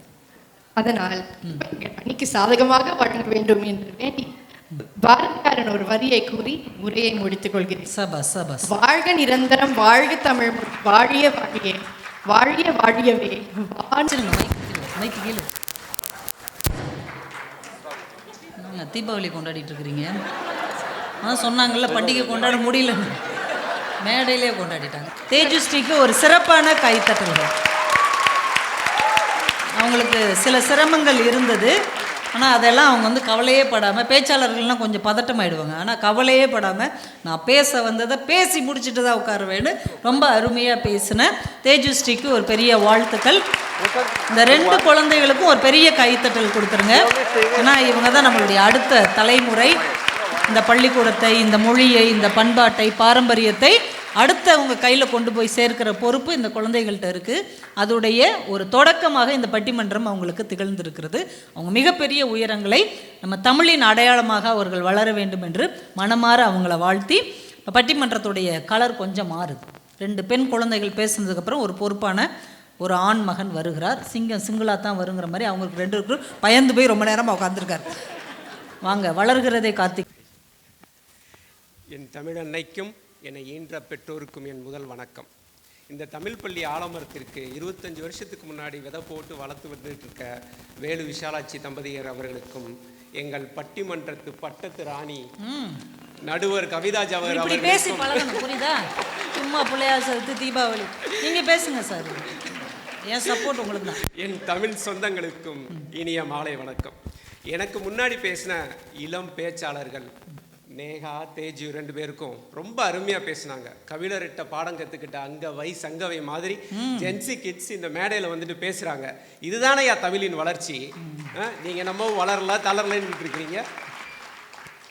டாலஸ் மக்கள் வரலட்சுமி நோன்பு, நவராத்திரி கொள்ளுனா காலில் சலங்கு கட்டி ஆடுவாங்க. எந்த இல்லத்தரசியும் வீட்டில் பார்க்கவே முடியாது. பார்த்தோம் இதில் ஆடும் போதே பார்த்தோம், சலங்கு கட்டி ஆடுவாங்க. இதுல ஒவ்வொரு நாளும் ஒரு கலர்ல புடவை வேற கட்டணும். ஓ, அது வேற போங்க, அவங்களுக்குலாம் சங்கடமா இருக்குமே. ஆமா மேடம். அப்படிப்பட்ட என்னோட டாலஸ் மக்கள் தமிழ் பள்ளிக்கு வெள்ளி விழா ஆண்டுனா எப்படி மொத்த சனமும் இங்க ஒண்ணு கூடி இருக்கு பாருங்க. ஆனா இந்த மொத்த சனத்துல ஒரு 3 பேர் குரூப்ல டூப்பு மாதிரி உட்காந்துருக்குறாங்க. அது இது எது? ஆனா இவங்களுக்கு ரொம்ப தைரியம்.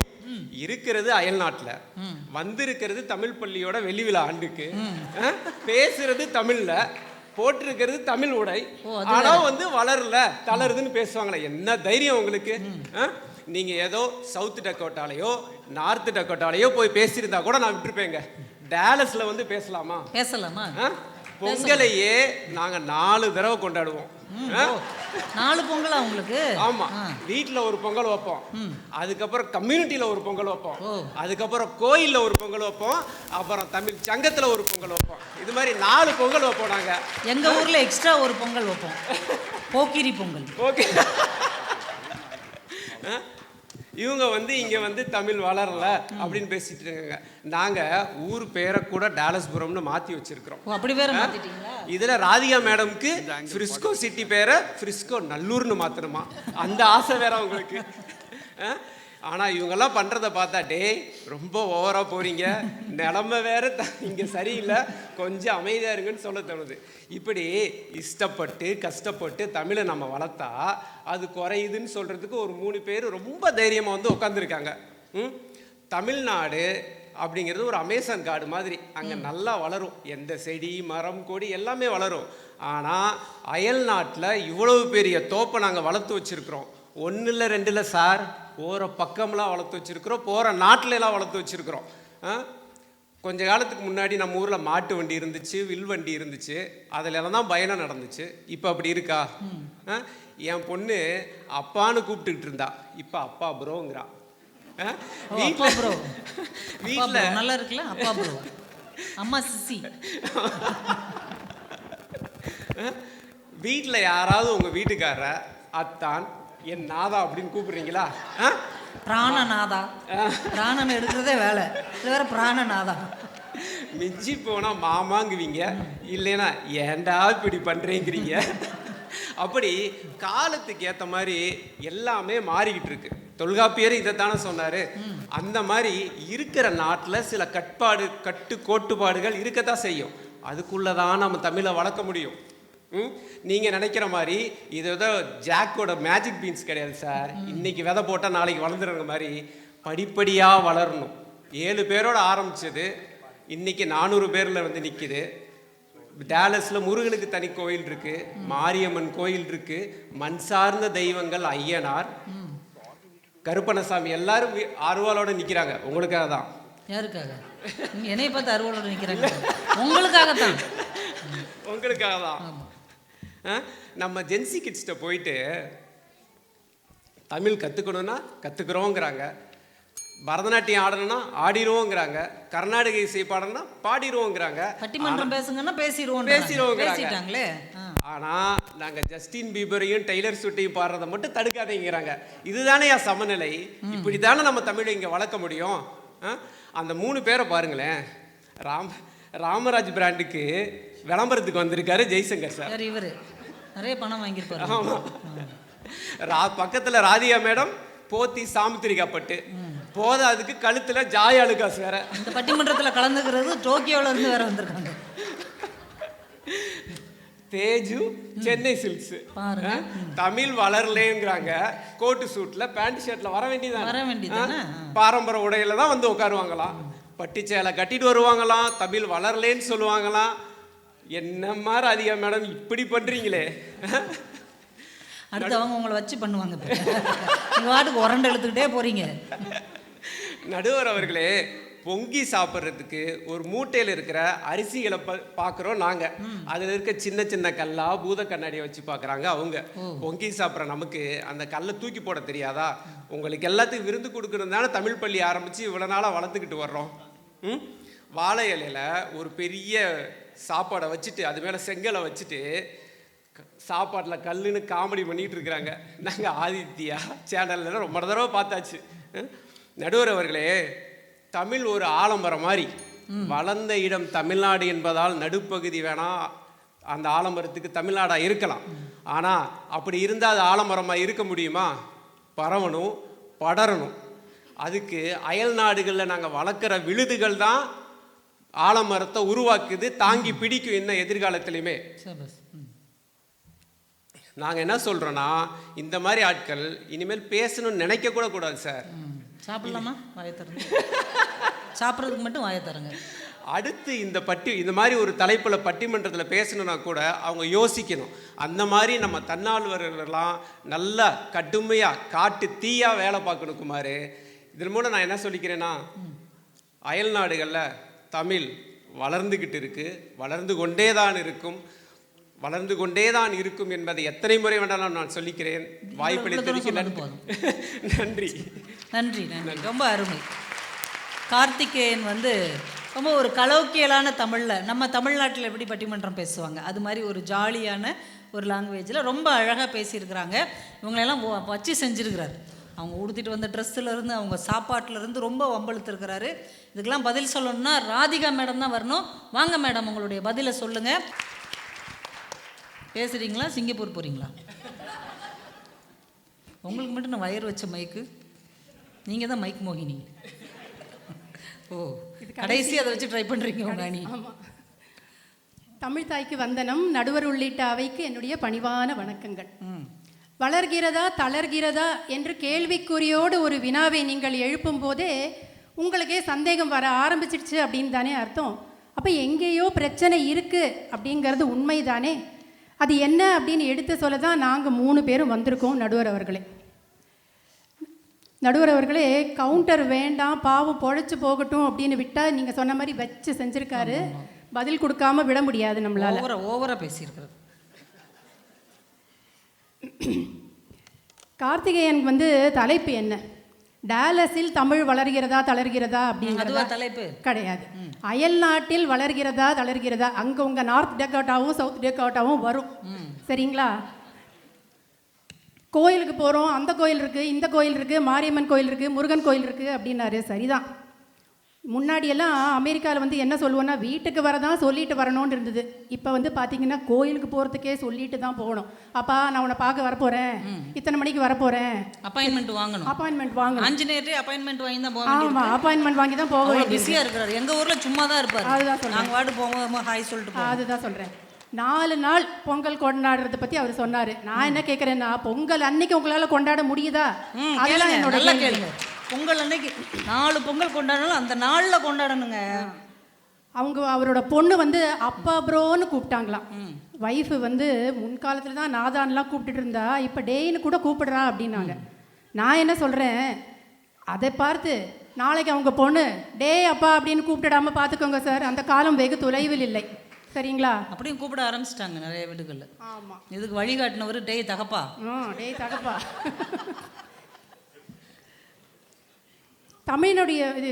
தமிழினுடைய ரத்தத்திலேயே ஊறி போனது என்னன்னா, சேர்ந்து உட்கார்ந்து சாப்பிடுவதும் இருப்பதை பகிர்ந்து உண்ணுவதும். ஆனால் நம்ம இங்கே என்ன பார்க்குறோம்? கஸ்டமைஸ்ட், பர்சனலைஸ்ட் அப்படின்னு ஒரு வார்த்தையை கொண்டு குட்டிச்சோறாக ஆக்கி வச்சுருக்காங்க. அம்மா ஒரு உணவை சமைப்பாங்க, அதை நம்ம எல்லாரும் சாப்பிட்டோம் இல்லையா? ஆனால் இங்கே என்ன நடக்குது? என் கணவருக்கு ஒரு சமையல், என் பசங்களுக்கு ஒரு சமையல், எனக்கு ஒரு சமையல் அப்படின்னு போய்கிட்டு இருக்கு என்னுடைய வாழ்க்கை. அவங்கவுங்களே சமைச்சுக்குவாங்களா இல்லை நீங்கள் தான்? இல்லை எல்லாம் நான் அதனால தானே புலம்பிக்கிட்டு இருக்கேன். நானே தானே பண்ண வேண்டியிருக்கு. கேட்டேன். அடுத்து அப்பா அம்மா வந்து நம்ம முகத்தை பார்த்தே எக்ஸ்பிரஷன் பார்த்தே வந்து கேட்டுடுவாங்க, என்னம்மா என்ன ஆச்சு அப்படின்னு கேட்பாங்க. ஒரு நாள் எந்திரிச்சு வர லேட் ஆச்சுன்னா கேட்பாங்க. எப்பயும் நம்ம வீட்டுக்கு வந்துட்டு இருக்கிற நண்பனோ தோழியோ வரலை அப்படின்னா என்னம்மா எல்லாம் ஓகே தானே உங்களுக்குள்ள அப்படின்னு கேட்பாங்க இல்லையா? ஒருத்தர் வாட்ச் அவுட் பண்ணிக்கிறதும் ஆதரவாக இருப்பதும் it is second nature in our culture. ஆனால் இங்கே என் பையன் எங்கள் வீட்லேயே தான் இருக்கான், மாடியில் தான் அவனோட அறை. இந்த வடிவேலு சீனில் மின்னல்னு கூப்பிடும்போது அந்த பொண்ணு வந்துட்டு போகுமே, அதே மாதிரி வந்துட்டு போகிறான். சரட்டுன்னு வந்துட்டு சரட்டுன்னு போயிடுவேன். ஆமாம். அவன் ஃப்ரெண்ட்ஸ் வீட்டுக்கு வந்தாலும் ரூமுக்கு போய் கதவை சாத்திக்கிறாங்க, ஏன் ஃப்ரெண்ட்ஸ் வீட்டுக்கு வந்தாலும் ரூமுக்கு போய் கதவை சாத்திக்கிறாங்க. யாருமே வராட்டாலும் ரூமுக்கு போய் கதவை சாத்திக்கிறாங்க. அவன் ஃப்ரெண்ட்ஸை எனக்கும் தெரியல, என் ஃப்ரெண்ட்ஸை அவனுக்கும் தெரியல. அடுத்து தமிழனுக்கு அடையாளம் என்னங்க? ஒரு இடத்துல தப்பு நடக்குதுன்னு அதை தட்டி கேட்பவன் தான் தமிழன், அப்படித்தானே? ஆனால் இங்கே வளர்கிற குழந்தைங்க கிட்ட யார்கிட்டயாவது போய் உங்களால் நோ அப்படின்னு சொல்லிட முடியுமா? இல்லை what you are doing is wrong. ஆமாம், இல்லை what you are doing is wrong அப்படின்னு தான் நம்மளால் எடுத்து சொல்லிட முடியுமா? ஹனி ஸ்வீட்டி அப்படின்னு யோசிச்சு வார்த்தைகளை தேடி தேடி சொல்ல வேண்டியிருக்கு பசங்க கிட்ட. அப்படியே சொன்னாலும் என்ன சொல்கிறாங்க அவங்க? Mom you don't know anything அப்படின்னு பதில் வருது. சரிதானே நான் சொல்கிறது? எங்கள் ஊரில் அப்படி சொல்ல மாட்டாங்க, உனக்கு ஒன்றும் தெரியாது அப்படின்னாங்க. இங்கே யூ டோன்ட் நோ அப்படின்றாங்க. இல்லை, அதனால தான் யூ டோன்ட் நோ எனிதிங்கிறது தளர்கிறது அப்படின்னு சொல்லிட்டோம். அதான் நாம் இன்றைக்கி ஜெயிச்சு ஒரு இடத்துல நிற்கிறோம் அப்படின்னா பல முறை தோல்வியை தழுவி அதிலிருந்து பல பாடங்களை கற்று நம்மளை சரி செஞ்சு இன்றைக்கி இந்த நிலைமைக்கு வந்திருக்கோம் இல்லையா? தோல்வியை சந்தித்தால்தான் வெற்றியை அடைய முடியும், இது நிதர்சனம். ஆனால் இங்கே நாம் நம்ம குழந்தைகளை கீழே விழட்டும் தானாக எந்திரிப்பாங்க கற்றுப்பாங்க அப்படின்னு விடுறோமா? தோற்கட்டும் அதுதான் அவனுடைய வெற்றியின் முதல் படி என்று நினைக்கிறோமா? யோசிச்சு பாருங்க பார்க்கலாம். அடுத்து உடை நாகரீகம், அதை பற்றி என்னவென்று சொல்ல? கிழிந்த உடை போட்டால் அவமானம் என்று நினைச்ச காலம் போய் இங்கே என்ன நடக்குது? இருக்கிறதுலேயே நிறைய கிழிஞ்ச துணியை போடுறவங்க தான் ஃபேஷனாக ட்ரெண்டிங்காக ட்ரெஸ் பண்ண தெரிஞ்சவங்கன்னு சொல்கிறாங்க. அதுதான் காஸ்ட்லி. நல்லா தச்ச ஜீன்ஸ் 2000 ரூபாய் நம்ம ஊரில். ஆமாம், இந்த ஓட்டை போட்ட ஜீன்ஸ் 4000 ரூபாய். ஆமாம், இன்னும் நிறைய ஓட்டை போட்டிருந்தது 8000 ரூபாய். 8000 ரூபாய். ஆமாம், மொத்தத்துக்குமே கிழிச்சு விட்டோம்னா ஆமாம் அது இன்னும் விலை, 16000. அதுக்கு சொத்தையே கொடுக்கணும். அப்படி இருக்குது நிலைமை. லைக்ஸும் கமெண்ட்ஸும் எல்லாம் வந்து பார்த்தீங்கன்னா இன்ஸ்டாலேயும் ஃபேஸ்புக்லேயும் அவங்களுக்கு தான் வருது. அடுத்து கூட்டு குடும்பமாக வாழ்ந்தவங்க நாம், தாத்தா பாட்டி பெரியப்பா சித்தப்பா அப்படின்னு இருந்துட்டு இங்கே வந்து நிலைமை என்ன ஆயிடுச்சு அப்படின்னா கணவனுக்கும் மனைவிக்குமே தனித்தனி அறைகள். கேட்டால் we want to give ourselves our own personal space அப்படிங்கிறாங்க. அவருடைய பர்சனல் ஸ்பேஸில் நானும் என்னுடைய பர்சனல் ஸ்பேஸில் அவரும் இருப்பது தானே வாழ்க்கையின் சுவாரஸ்யமே. ஏன்னா நான் சொல்கிறது சரிதானே? எங்கள் கரவுலையே காணுமே, எல்லாம் பயந்து போய் உட்காந்துருக்காங்க. ஒருவனுக்கு ஒருத்தி என்றார்கள், நாம் இருவர் நமக்கிருவர்னு சொன்னாங்க. இங்கே கல்யாணமும் வேண்டாங்கிறாங்க, குழந்தையும் பெற்றுக்க வேண்டாம் அப்படிங்கிறாங்க. சரி, ஏதோ ஒன்று கண்ணே கண்ணுன்னு பெற்றுக்கொண்டால் அதை சரியாக வளர்க்கவும் தெரியல, சரி சமைக்காவது தெரியுமா அப்படின்னா அதுவும் தெரியலை, தெரிஞ்சாலும் செய்யவும் மாட்டேங்கிறாங்க. ஏன்னா வீதிக்கு வீதி பார்த்தீங்கன்னா எதிரணி தலைவரே வந்து வீட்டில் சமையல் செய்து கொடுக்கும் அந்த வேலையை செய்வதனால யாரும் வீட்டில் சமைக்கவும் செய்யறது கிடையாது. எல்லாம் பிரீத்திக்கு ஒரு வாய்ப்பு கொடுக்கணுங்கிறதுக்காக தான். பிரீத்தி கேரண்டி. சரி சமைக்க தான் தெரியலை, அதையும் தான் செய்யலை அப்படின்னா சரி வெளியில் போகும்போது சேலையாவது கட்டுமானா அதுவும் தெரியலை. எத்தனையோ ரீல்ஸும் இந்த ரீல்ஸ் பார்த்துருப்பீங்க சரிதானே? சேலை கட்டி விடுவதை ஒரு தொழிலாகவே கொண்டு வந்து விட்டார்கள்.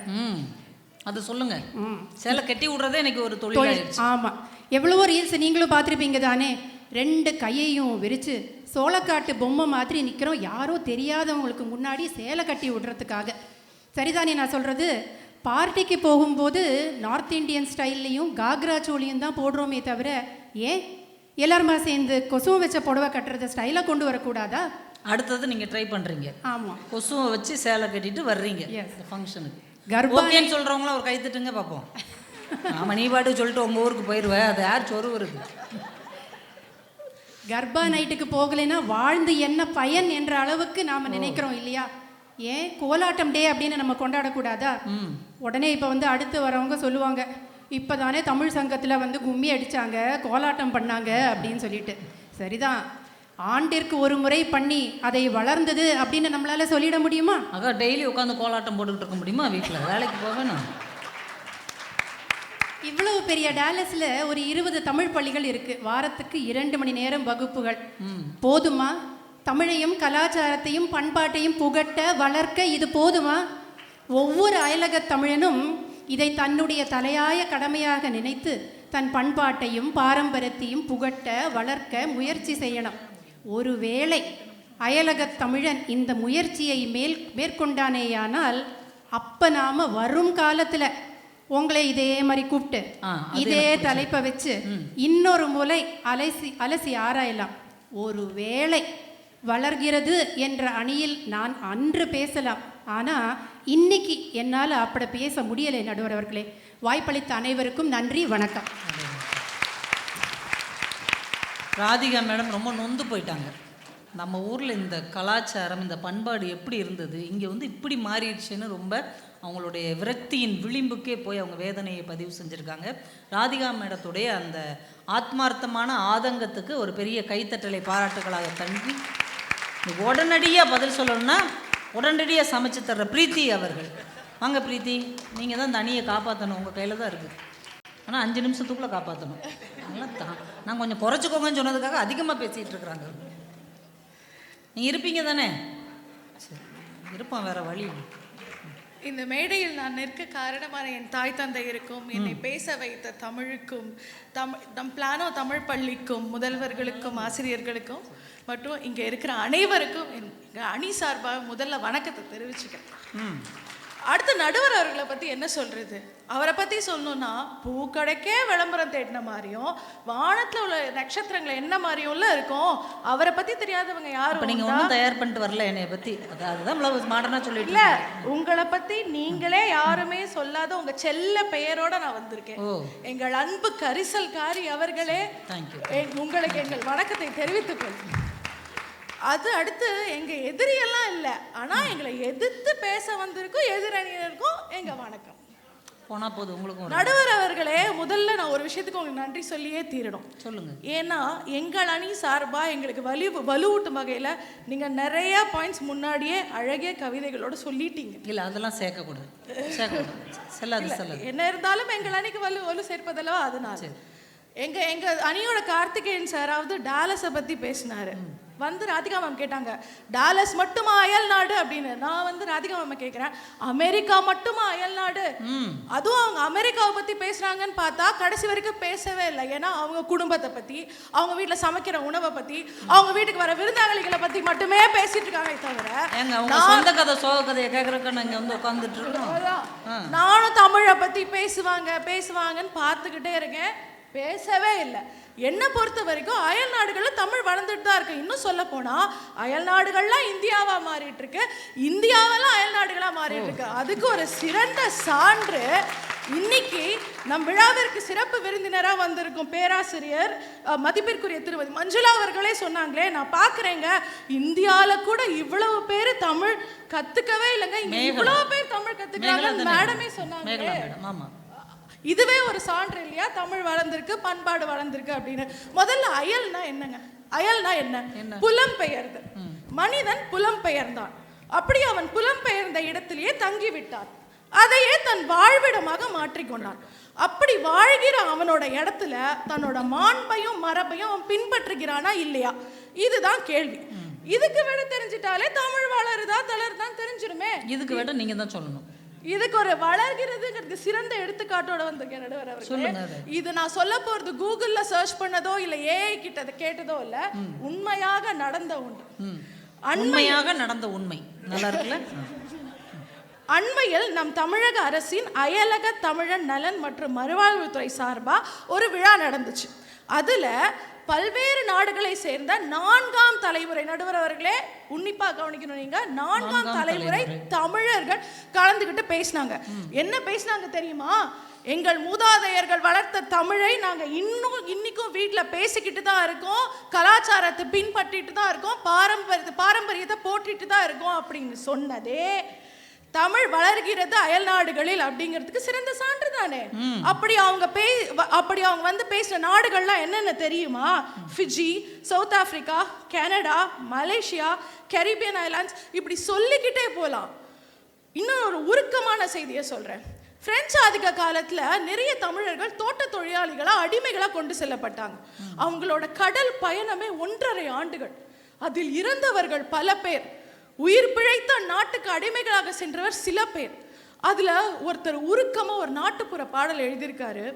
வந்த கதை வாழ்ந்த கதை, எங்க வயிறு எரிஞ்சு போன கதை, சுட்ட கருவாட்டுல கஞ்சியை குடிச்சுக்கிட்டு காசு பணம் சேர்க்கலான்னு கயிறடிச்சு கொண்டு வந்தாங்க.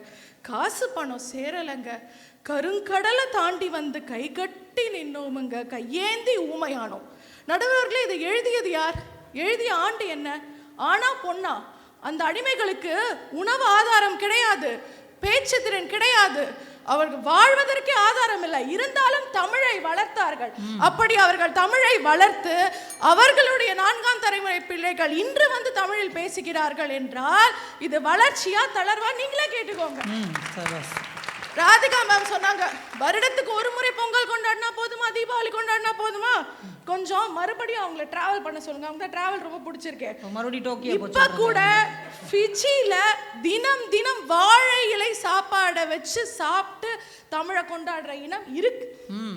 பர்மால போய் கொஞ்சம் திருவிழா முளைப்பாரி பார்த்துட்டு வர சொல்லுங்க. அவங்க அப்பதான் அவங்களுக்கு புரியும். நீங்க அடுத்த ஒரு இந்தியாவுக்கு டிக்கெட் போடுங்க, இந்த நாடுகள்லாம் சுத்தி அப்புறம் இந்தியாவுக்கு வாங்க. நடுவர் அவர்களே, நீங்கள் சொன்னீர்கள் பாரம்பரியம் என்பது மாறாதது. நடுவில் கலாச்சாரம் மாறும், பண்பாடு மாறும், ஒத்துக்கிறோம். மொழியில, உடையில, பேச்சில, தொழில கலாச்சாரம் மாறலாம். ஆனால் நம் பாரம்பரியம் என்பது விளை நிலம் போன்றது. அதில் நீங்கள் என்ன விதைத்தாலும் அது செழித்து வளர்ந்து உங்களையும் செழிக்க வைக்கும் என்று கூறி, நடுவர் அவர்களே, நீங்க சொன்னீங்க 4 படை ஒரு போருக்கு, அதுக்கு முன்னாடி அறம் என்கின்ற அந்த அறம் எங்கள் அணிக்கு தான் இருக்கு. நாங்கள் அறத்தோடு பேசுகிறோம், உண்மையை பேசுகிறோம். அவர்கள் வாய்க்கு வந்ததையெல்லாம் பேசுகிறோம், இஷ்டத்துக்கு பேசுகிறார். காந்தியடிகளுக்கு கூட கிடைக்காத வரம் தமிழ் வரம். அதை எப்படி தமிழ் மொழிக்கு பிறப்பே தெரியவில்லை என்று நீங்கள் சொன்னீர்களோ, அதே போல் இன்னும் எவ்வளவு ஆண்டுகள் ஆனாலும் அதன் தளர்ச்சியையும் நம்மால் கணக்கிட முடியாது. ஏனென்றால் தமிழுக்கு தளர்ச்சியே கிடையாது, வளர்ச்சி மட்டும்தான் என்று கூறி நல்ல வாய்ப்புக்கு நன்றி கூறி நிறைவு செய்கிறேன். நன்றி, வணக்கம். அருமை.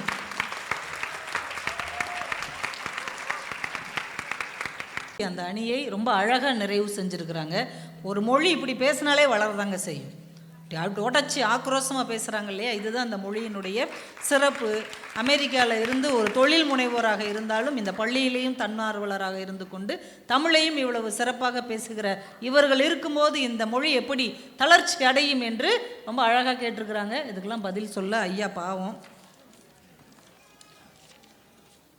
ஜெய் சங்கர் நடேசன் அவர்கள் உங்கள் உற்சாகமான கைத்தட்டலோடு பட்டிமன்றத்தின் நிறைவு பேச்சாளர். அதுக்கப்புறம் ஒரு 10 நிமிஷம் தீர்ப்பு, அதுக்கப்புறம் மிச்சம் உள்ளவங்க சாப்பிட போங்க. ஏற்கனவே பாதி பேர் போயாச்சு. இல்லை சாப்பாடை வாங்கிட்டு வந்து இங்கேயாவது உட்காந்துக்கோங்க.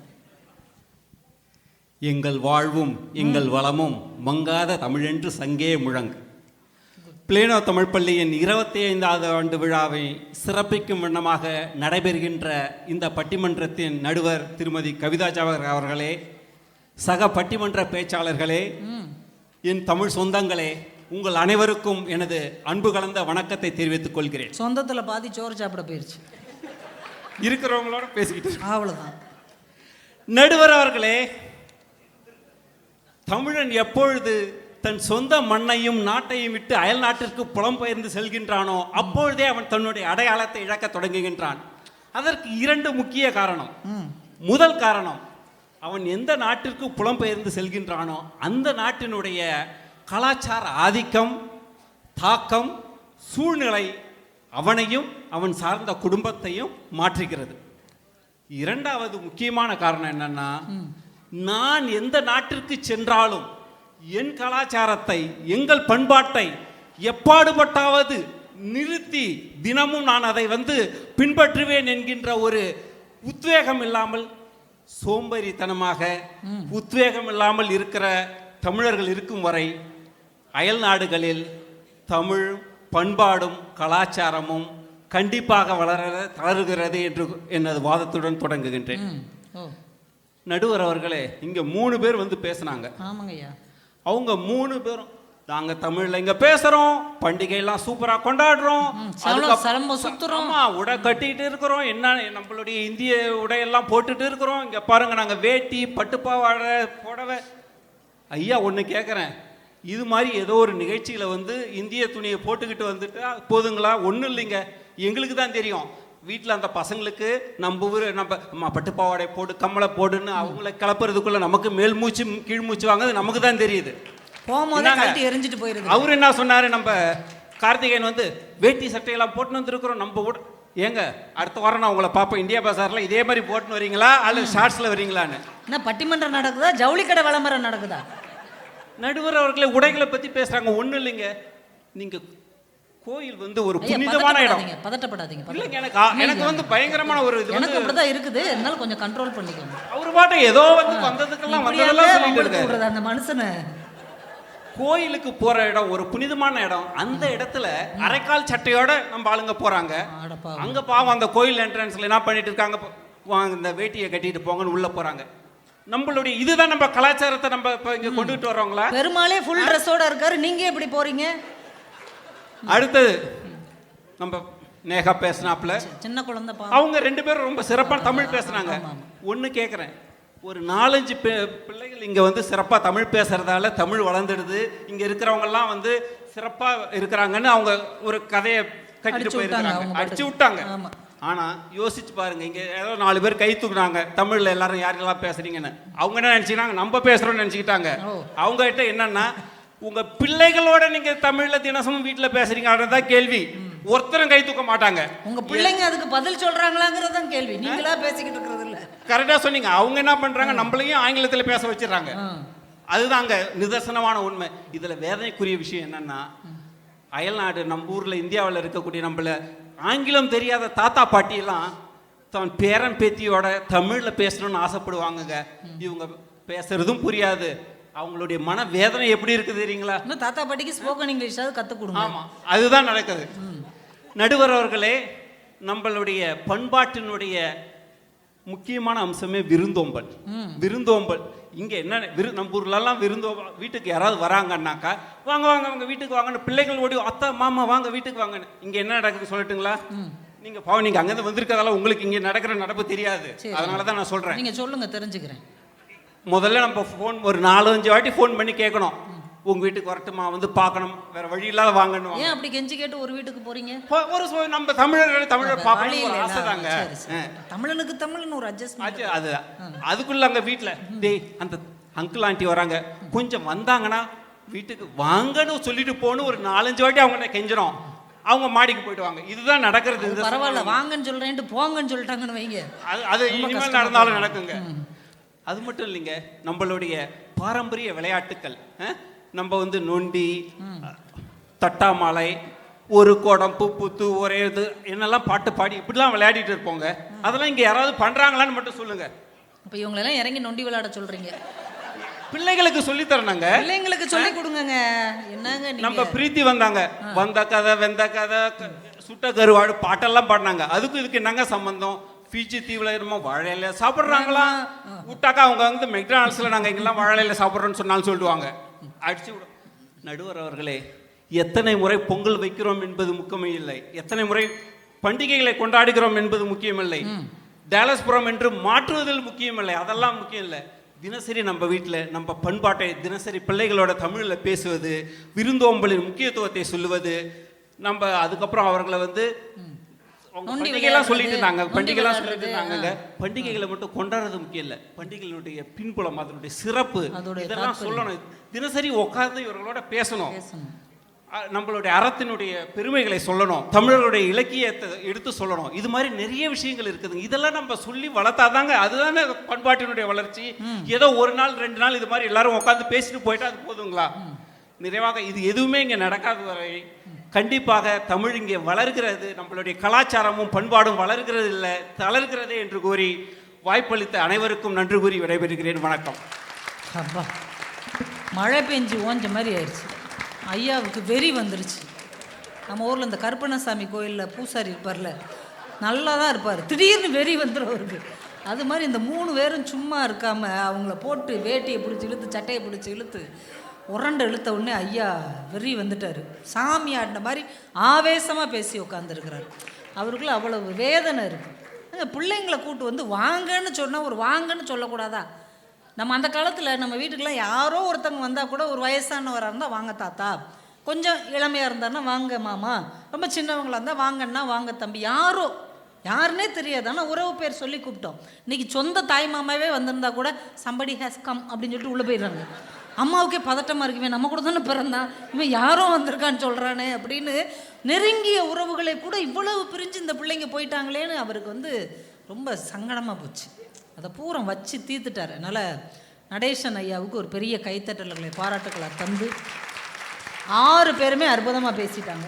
அதனால் வேகமாக ஒரு தீர்ப்பு சொல்லிடுவோம். அதையும் அவர் நிறைவாக சொல்லும்போது நமக்குன்னு சில விளையாட்டுகள் இருந்தது, அதையெல்லாம் இன்றைக்கி தொலைச்சிட்டோம். எல்லாமே வந்து இன்டோர் கேமாக மாறிடுச்சு.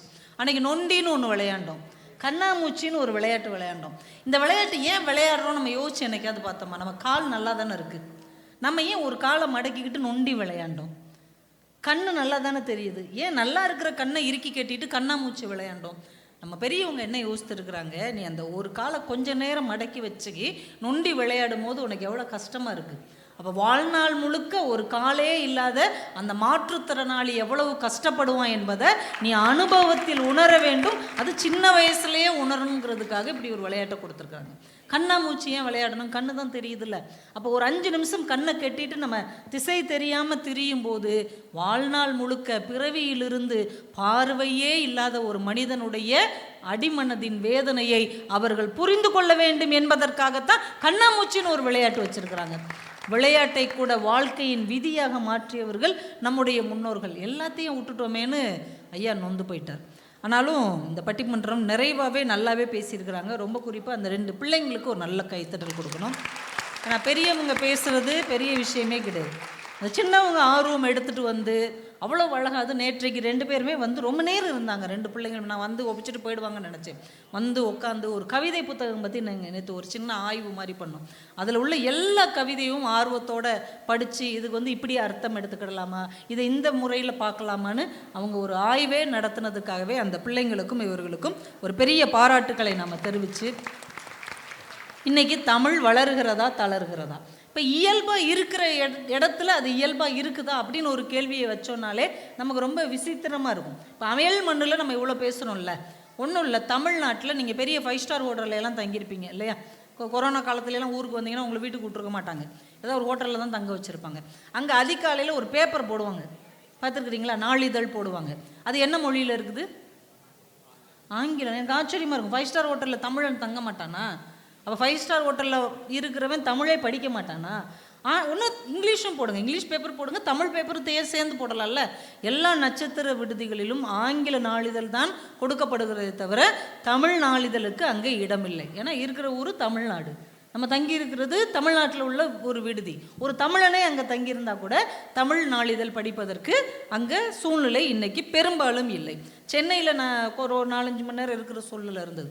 ஏர்போர்ட்டில் வேலு சார் எனக்கு லவுஞ்ச் வந்து அந்த இருக்கிற இடம்னு இருக்கு இல்லையா, அந்த காத்திருப்பு அறை, அதில் எனக்கு ஏற்பாடு பண்ணியிருந்தாங்க. அங்கே போய் உட்கார்ந்தாலும் நிறைய புத்தகம் வச்சுருக்குறாங்க வாசிக்கிறதுக்கு. அங்கே போய் பார்த்தா ஒன்று கூட தமிழ் புத்தகம் இல்லை. தமிழ்நாட்டின் தலைநகர் சென்னை, அங்கே காத்திருக்கிற ஒரு அறையில் ஒரு தமிழ் புத்தகம் கூட இல்லை, எல்லாம் ஆங்கில புத்தகம், எல்லா துறை சார்ந்ததும் இருக்கு, ஆனால் தமிழே இல்லை. அப்போ தமிழன் ஃப்ளைட்டில் போக மாட்டானா, இல்லை அங்கே லவுஞ்சில் போய் உட்காந்துருக்க மாட்டானா? புரியலை. இப்போ நம்ம இடத்துலையே இப்படி ஒரு சூழ்நிலை. அதை கூட விட்டுருங்க, மதுரையிலேருந்து சென்னைக்கு ஃப்ளைட் ஏறுறீங்கன்னு வைங்க, இப்போ துபாய் ஃப்ளைட்டோ அமெரிக்கா ஃப்ளைட்டோ வந்தால் அவங்க மொழியிலையும் ஆங்கிலத்துலேயும் பேசுகிறாங்க. மதுரை டு சென்னை தமிழ்நாடா இல்லையாங்க? மதுரை டு சென்னையில் போகிற நீ இண்டிகோவில் போங்க, என்ன பேசுகிறாங்க? ஆங்கிலமும் ஹிந்தியும் பேசுகிறாங்க. ஏம்மா தமிழையும் சேர்த்து 3 மொழியாக பேசலாம் இல்லையா? நமக்கே ஆச்சரியமாக இருக்கு. என்னங்க மதுரையில் உட்காந்துக்கிட்டு தமிழை சங்கம் வைத்து வளர்த்த மதுரையில் ஒரு ஃப்ளைட்டில் ஹிந்தி பேசுகிறாங்க, ஆங்கிலம் பேசுகிறாங்க, அங்கே தமிழ் இல்லை. அங்கே உள்ள அரிசி கடையில் கூட தமிழ் இல்லை. சங்க பலகையில் அரசியாக இருந்த தமிழுக்கு அரிசி கடையின் பலகையில் தமிழில் இடம் இல்லை. இப்படி தான் நம்ம ஊர்லேயே இருக்குதுன்னா அயல் நாடுகள் என்ன நிலைமையில் இருக்கும் அப்படிங்கிறத நம்ம யோசிச்சு பார்க்கணும். ஆனால் அயல் நாடுகளில் என்ன நிலைமையில் இருக்குது அப்படிங்கிறத நாம் கொஞ்சம் பார்த்தோம்னா இதுக்கான விடை நமக்கு கிடச்சிரும். நாங்கள் 2018 பிரிட்டிஷ் ஏர்வேஸில் வந்தோம். லண்டனில் இறங்கி அங்கேருந்து நாங்கள் ஃப்ளைட் மாறுறோம். அந்த ஃப்ளைட்டு மாறி உள்ளே உட்காரும்போது நாங்கள் ஒரு டீமாக வந்திருந்தோம், சிகி சிவம் ஐயா எல்லோரும் வந்திருந்தோம். ஆங்கிலத்தில் சொல்லிவிட்டு இன்னொரு மொழியில் சொல்லிவிட்டு தமிழில் சொன்னார் அந்த பைலட். அந்த பேசுகிறவர் என்னங்க தமிழில் சொல்கிறாரு அப்படின்னா நம்மால் அங்கே ஒர்க் பண்ணுறாரு அப்படின்னாங்க. அப்போ ஒரு மொழி வளரணும்னா தமிழன் எல்லா துறையிலையும் போய் உட்காரணும். எல்லா துறையிலையும் உட்கார்ந்தா போதாது, எந்த துறைக்கு போனாலும் நான் ஒரு தமிழன் என்கின்ற எண்ணத்தோடு போய் உட்காந்திங்கன்னா மதுரையில் தமிழில் பேசாட்டி கூட லண்டன் ஃப்ளைட்டில் தமிழில் ஒருத்தன் பேசுகிறான்னா அயல் நாட்டில் தமிழ் எப்படி இருக்குது பாருங்கள். ஏன் ஒரு தமிழன் அங்கே ஒரு முக்கியமான இடத்த பிடிச்சிட்டாங்க. இப்போ தமிழன் போகிற இடத்துக்கெல்லாம் இந்த மொழியையும் கொண்டு போனால் இந்த பிரச்சனைகளை எல்லாம் ஈஸியாக நம்மளால் தீர்த்து விட முடியும். இங்கே வீட்டில் பேசுகிறீங்களான்றத ஒரு பெரிய கேள்வி வந்து தேஜஸ்ரீ வச்சாங்க. அதுக்கு ஒரு பெரிய கைத்தட்டல் நம்ம கொடுத்து தான் ஆகணும். தமிழ் வளர்க்கணும், தமிழ் பள்ளிக்கூடம், தமிழ் பட்டிமன்றம் இவ்வளோ பண்ணுறோம். ஆனால் வீட்டில் இருக்கும்போது நம்ம தமிழில் பிள்ளைங்கள்ட்ட பேசுகிறோமா, பிள்ளைங்க தமிழ்லையே பேசணும் அப்படின்னு நம்ம சொல்கிறோமா, அதுக்கு ஒரு வாய்ப்பை நம்ம கொடுக்குறோமா அப்படிங்கிறது பெரிய கேள்விக்குறி. நம்ம இந்த நாளில் ஒரு உறுதி எடுத்துக்குவோம். பிள்ளைங்களுக்கு ஒரு டைரி போட்டு கொடுங்க. அன்னைக்கு என்ன நடந்ததுங்கிறத இங்கிலீஷில் எழுதுறாங்க இல்லையா, தமிழில் எழுதுறதுக்கு முயற்சி பண்ண சொல்லுங்கள். ஒரு பெரிய சிரமம் இல்லைல்ல. இன்னைக்கு என்ன நடந்தது அப்படின்றத ஒரு 4 வரி, ஒரு 8 வரி அவங்க ஆங்கிலத்தில் எழுதுனா கூட ஒரு 4 வரி தமிழில் எழுதுவதற்கு நீங்கள் கொஞ்சம் பயிற்சி கொடுங்க. நீங்கள் அவங்களோட பேசும்போது ஆங்கிலத்தில் வந்த புதுசில் ஆங்கிலத்தில் பேசியிருப்பீங்க, ஏன்னா அவங்க போகிற இடத்துல சர்வைவ் ஆகணும். இப்போ அவங்க தான் நல்லா ஆங்கிலத்தில் தெளிவாயிட்டாங்க இல்லையா. அப்போ நம்ம தமிழ்லையும் அவங்கள பேசுவதற்கு முடிஞ்ச அளவு நீங்கள் அதை தொடர்ந்து பேசிக்கிட்டே இருக்கணும். ஏன்னா சித்திரமும் கைப்பழக்கம், செந்தமிழும் நாப்பழக்கம். பேசிக்கிட்டே இருந்தால்தான் தமிழ் வளருமே தவிர பேசாமல் விட்டுட்டீங்க யாராவது வந்து வளர்ப்பாங்க அப்படின்னு நினைக்கக்கூடாது. கமல் சார் சொல்கிற மாதிரி யாராவது தெலுங்குக்காரங்க வந்து வளர்ப்பாங்க, அதான் இங்கேயும் நடந்துக்கிட்டு இருக்கு, அது வேறு விஷயம். ஆனால் அப்படி விட்டுறக்கூடாது. எல்லாருமே வீட்லேயும் தமிழையும் பேசணும். முடிஞ்ச அளவு நம்ம தமிழ் பள்ளியில் இன்னும் கொஞ்சம் சேர்த்துக்கோங்க. ஒவ்வொரு நாளும் ஒரு பேராகிராஃப் வந்து சத்தம் போட்டு வாசிக்கணும். அவங்களுக்கு பிடிச்ச ஏதோ ஒரு தமிழ் புக்கில் கொஞ்சத்தை ஒரு 10 வரிகளை வந்து சத்தம் போட்டு வாய் விட்டு தமிழில் வாசித்தாலே, தினமும் இதை செஞ்சாலே தமிழ் வந்து அவங்களுக்குள்ளே ஓட ஆரம்பிக்கும். இன்னும் கூட ஆங்கிலத்தில் அவங்க நல்ல நாலேஜாக இருக்கிறாங்களா, நல்ல தமிழ் கவிதைகளை ஆங்கிலத்தில் மொழிபெயர்த்து இங்கே உள்ள ஆங்கில நாளிதழ்களுக்கு அவங்கள அனுப்ப சொல்லுங்கள். அது செய்யலாம் தானே. மொழிபெயர்ப்பு அந்த பிள்ளைங்களுக்கு தான் இவங்களாம் ஈஸியாக இங்கிலீஷ் பேசுகிறாங்க. இப்போ 4 வரி ஒரு கவிதையை அவங்க ஆங்கிலத்தில் மொழிபெயர்த்து அதை செய்கிறதுக்கு நம்ம வீட்டில் இருக்கிற அம்மா அப்பா அவங்கள ஊக்குவிக்க வேண்டும். இப்படியெல்லாம் செய்யும்போது இந்த மொழி இன்னும் அழுத்தமாக இன்னும் வலிமையாக வளரும். நீங்கள் அதை நிச்சயமாக செய்வீங்க என்கின்ற நம்பிக்கை எனக்கு இருக்குது. ஏன்னா எத்தனையோ தடையை தாண்டி இங்கே வந்து உட்காந்து ஒரு வெற்றியாளர்களாக நீங்கள் ஒவ்வொருத்தரும் இருக்கிறீங்க. அதை பார்க்கும்போது தமிழ்நாட்டின் சார்பாக எங்களுக்கு ரொம்ப பெருமையாக இருக்கிறது. எவ்வளவோ பண்ணிட்டீங்க, இதை பண்ண மாட்டிங்களா? பண்ணுவேன்னு சொல்கிறவங்களாம் ஒரு கைத்தட்டல் கொடுக்கலாம்.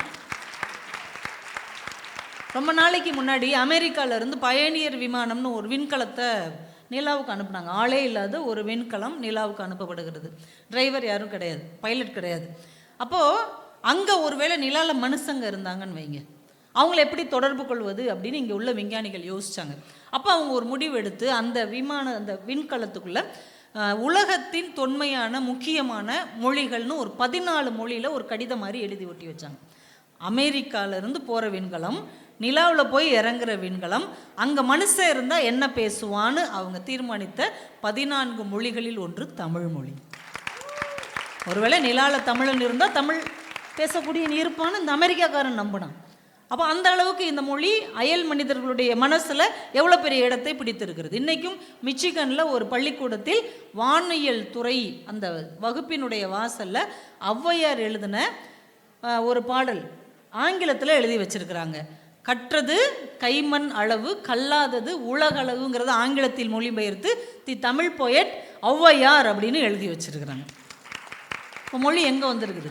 ஐநா சபைன்னு ஒன்று இருக்குது. 193 நாடுகள் அதில் உறுப்பினராக இருக்கிறாங்க. ஒரு நாட்டிலேயே எத்தனை மொழிகள் இருக்கும்? நம்ம நாட்டிலே 7000 மொழிகளுக்கு மேலே இருக்குங்கிறாங்க. அப்போ 193 நாடுகளில் எத்தனை ஆயிரம் மொழிகள் பேசப்படும்?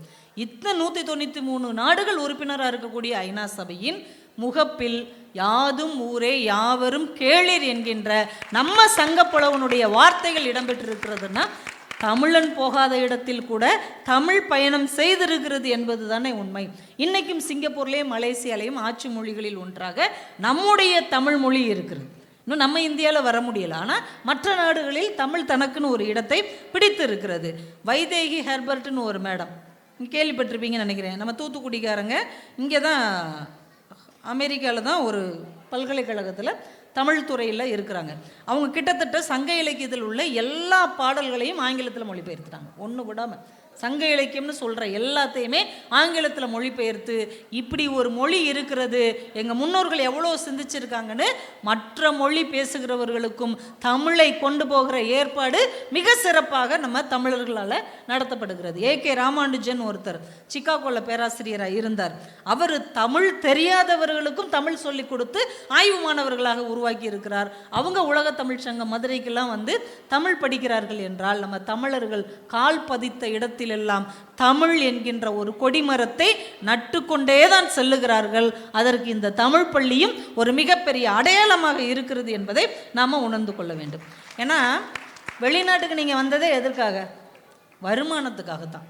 நம்ம ஊரில் சம்பாதிக்க முடியாத அளவு பணத்தை நம்ம இங்கே சம்பாதிக்க முடியும், நம்ம குடும்பத்தின் தரத்தை இன்னும் கொஞ்சம் உயர்த்த முடியும், அதுக்காக தானே வந்தோம். அதான உண்மை, அடிப்படை பணம் தான்.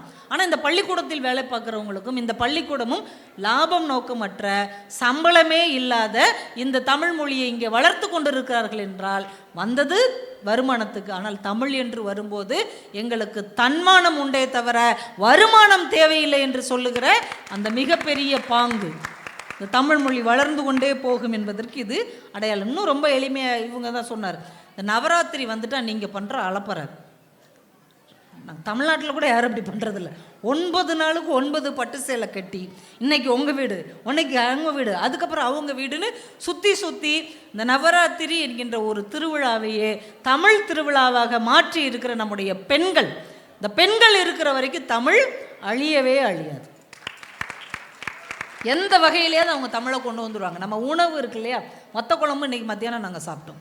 எங்கே உள்ள வத்த குழம்பு எங்கே வந்திருக்குது பாருங்கள். அப்போ எல்லா உணவையும் மசால் பொடியோடு சேர்த்து அவங்க சொன்ன மாதிரி கட்டி எடுத்துகிட்டு வந்துட்டீங்க. அப்போ உணவு இருக்கும் வரைக்கும் இந்த மொழி போகாது. பக்தி எங்கே போனாலும் கோயிலை கட்டிட வேண்டியது. முதல்ல கோயிலை கட்டிட்டு வாங்கய்யா போய் அப்படியே புளியோதரையை சாப்பிட்டுட்டு சாமியை கும்பிட்டுட்டு வந்துடுவோம். வீட்டில் பூஜை ஏரியில் உட்காந்து இன்னும் பதிகம் பாடுகிறவர்கள் அதிகமாக இந்த அமெரிக்க தேசத்தில் நம்ம பெண்கள் இருக்கிறாங்க. திருவாசகத்தையும் தேவாரத்தையும் 4000 திவ்ய பிரபந்தத்தையும் வீட்டில் உட்காந்து பாடுகிறார்கள். கந்த சஷ்டி கவசம், வேல்மாறல் இன்றைக்கும் எல்லா வீடுகளிலும் பாடப்படுகிறது என்றால் இந்த பக்தி இலக்கியம் இருக்கும் வரைக்கும் தமிழ் தளரவே தளராது. சிங்கப்பூரில் ஏப்ரல் மாதம் முழுக்க தமிழ் மாதம் தான் அங்கே பேர். அத்தனை சனி ஞாயிறும் தமிழ் நிகழ்வுகள் அங்கே தொடர்ந்து நடந்துக்கிட்டே இருக்குது. எல்லா நாட்டிலையும் இவ்வளோ விஷயம் இருக்குது. இன்றைக்கி இந்த மேடையில் இந்த திருக்குறள் பதிப்பு தமிழ்நாட்டில் கூட இவ்வளோ அழகாக தர்றாங்களான்னு தெரியல. அப்படியே தங்கத்தில் போட்ட மாதிரி ஒரு பழப்பழன்னு எங்களுடைய திருக்குறள் இவ்வளவு கம்பீரமாக இருக்கும் என்று இந்த மேடையில் அமெரிக்க மண்ணில் தர முடிகிறது என்றால் எல்லா இடங்களிலும் தமிழை, திருக்குறளை அவர்கள் கொண்டு செல்கிறார்கள். நேற்று கால்டுவெல் சார் வீட்டுக்கு நாங்கள் போயிருந்தோம். அவங்க மனைவி எனக்கு ஒரு புடவை பரிசு கொடுத்தாங்க. பொறாமப்படாதீங்க, எப்போயாவது வந்து அது மாதிரி தருவாங்க, இங்கே இருந்தால் தரமாட்டாங்க. அவங்க வந்து ஒரு அழகான ஒரு கைத்தறியில் செஞ்ச ஒரு அழகான பட்டு புடவை. அந்த உடைய முந்தியை பாருங்கள் அப்படின்னாங்க. பார்த்தா திருவள்ளுவர் சிலையை அதில் நெசவாக செஞ்சுருக்கிறாங்க. திருவள்ளுவர் முந்தியில் உட்காந்துருக்கிறாரு.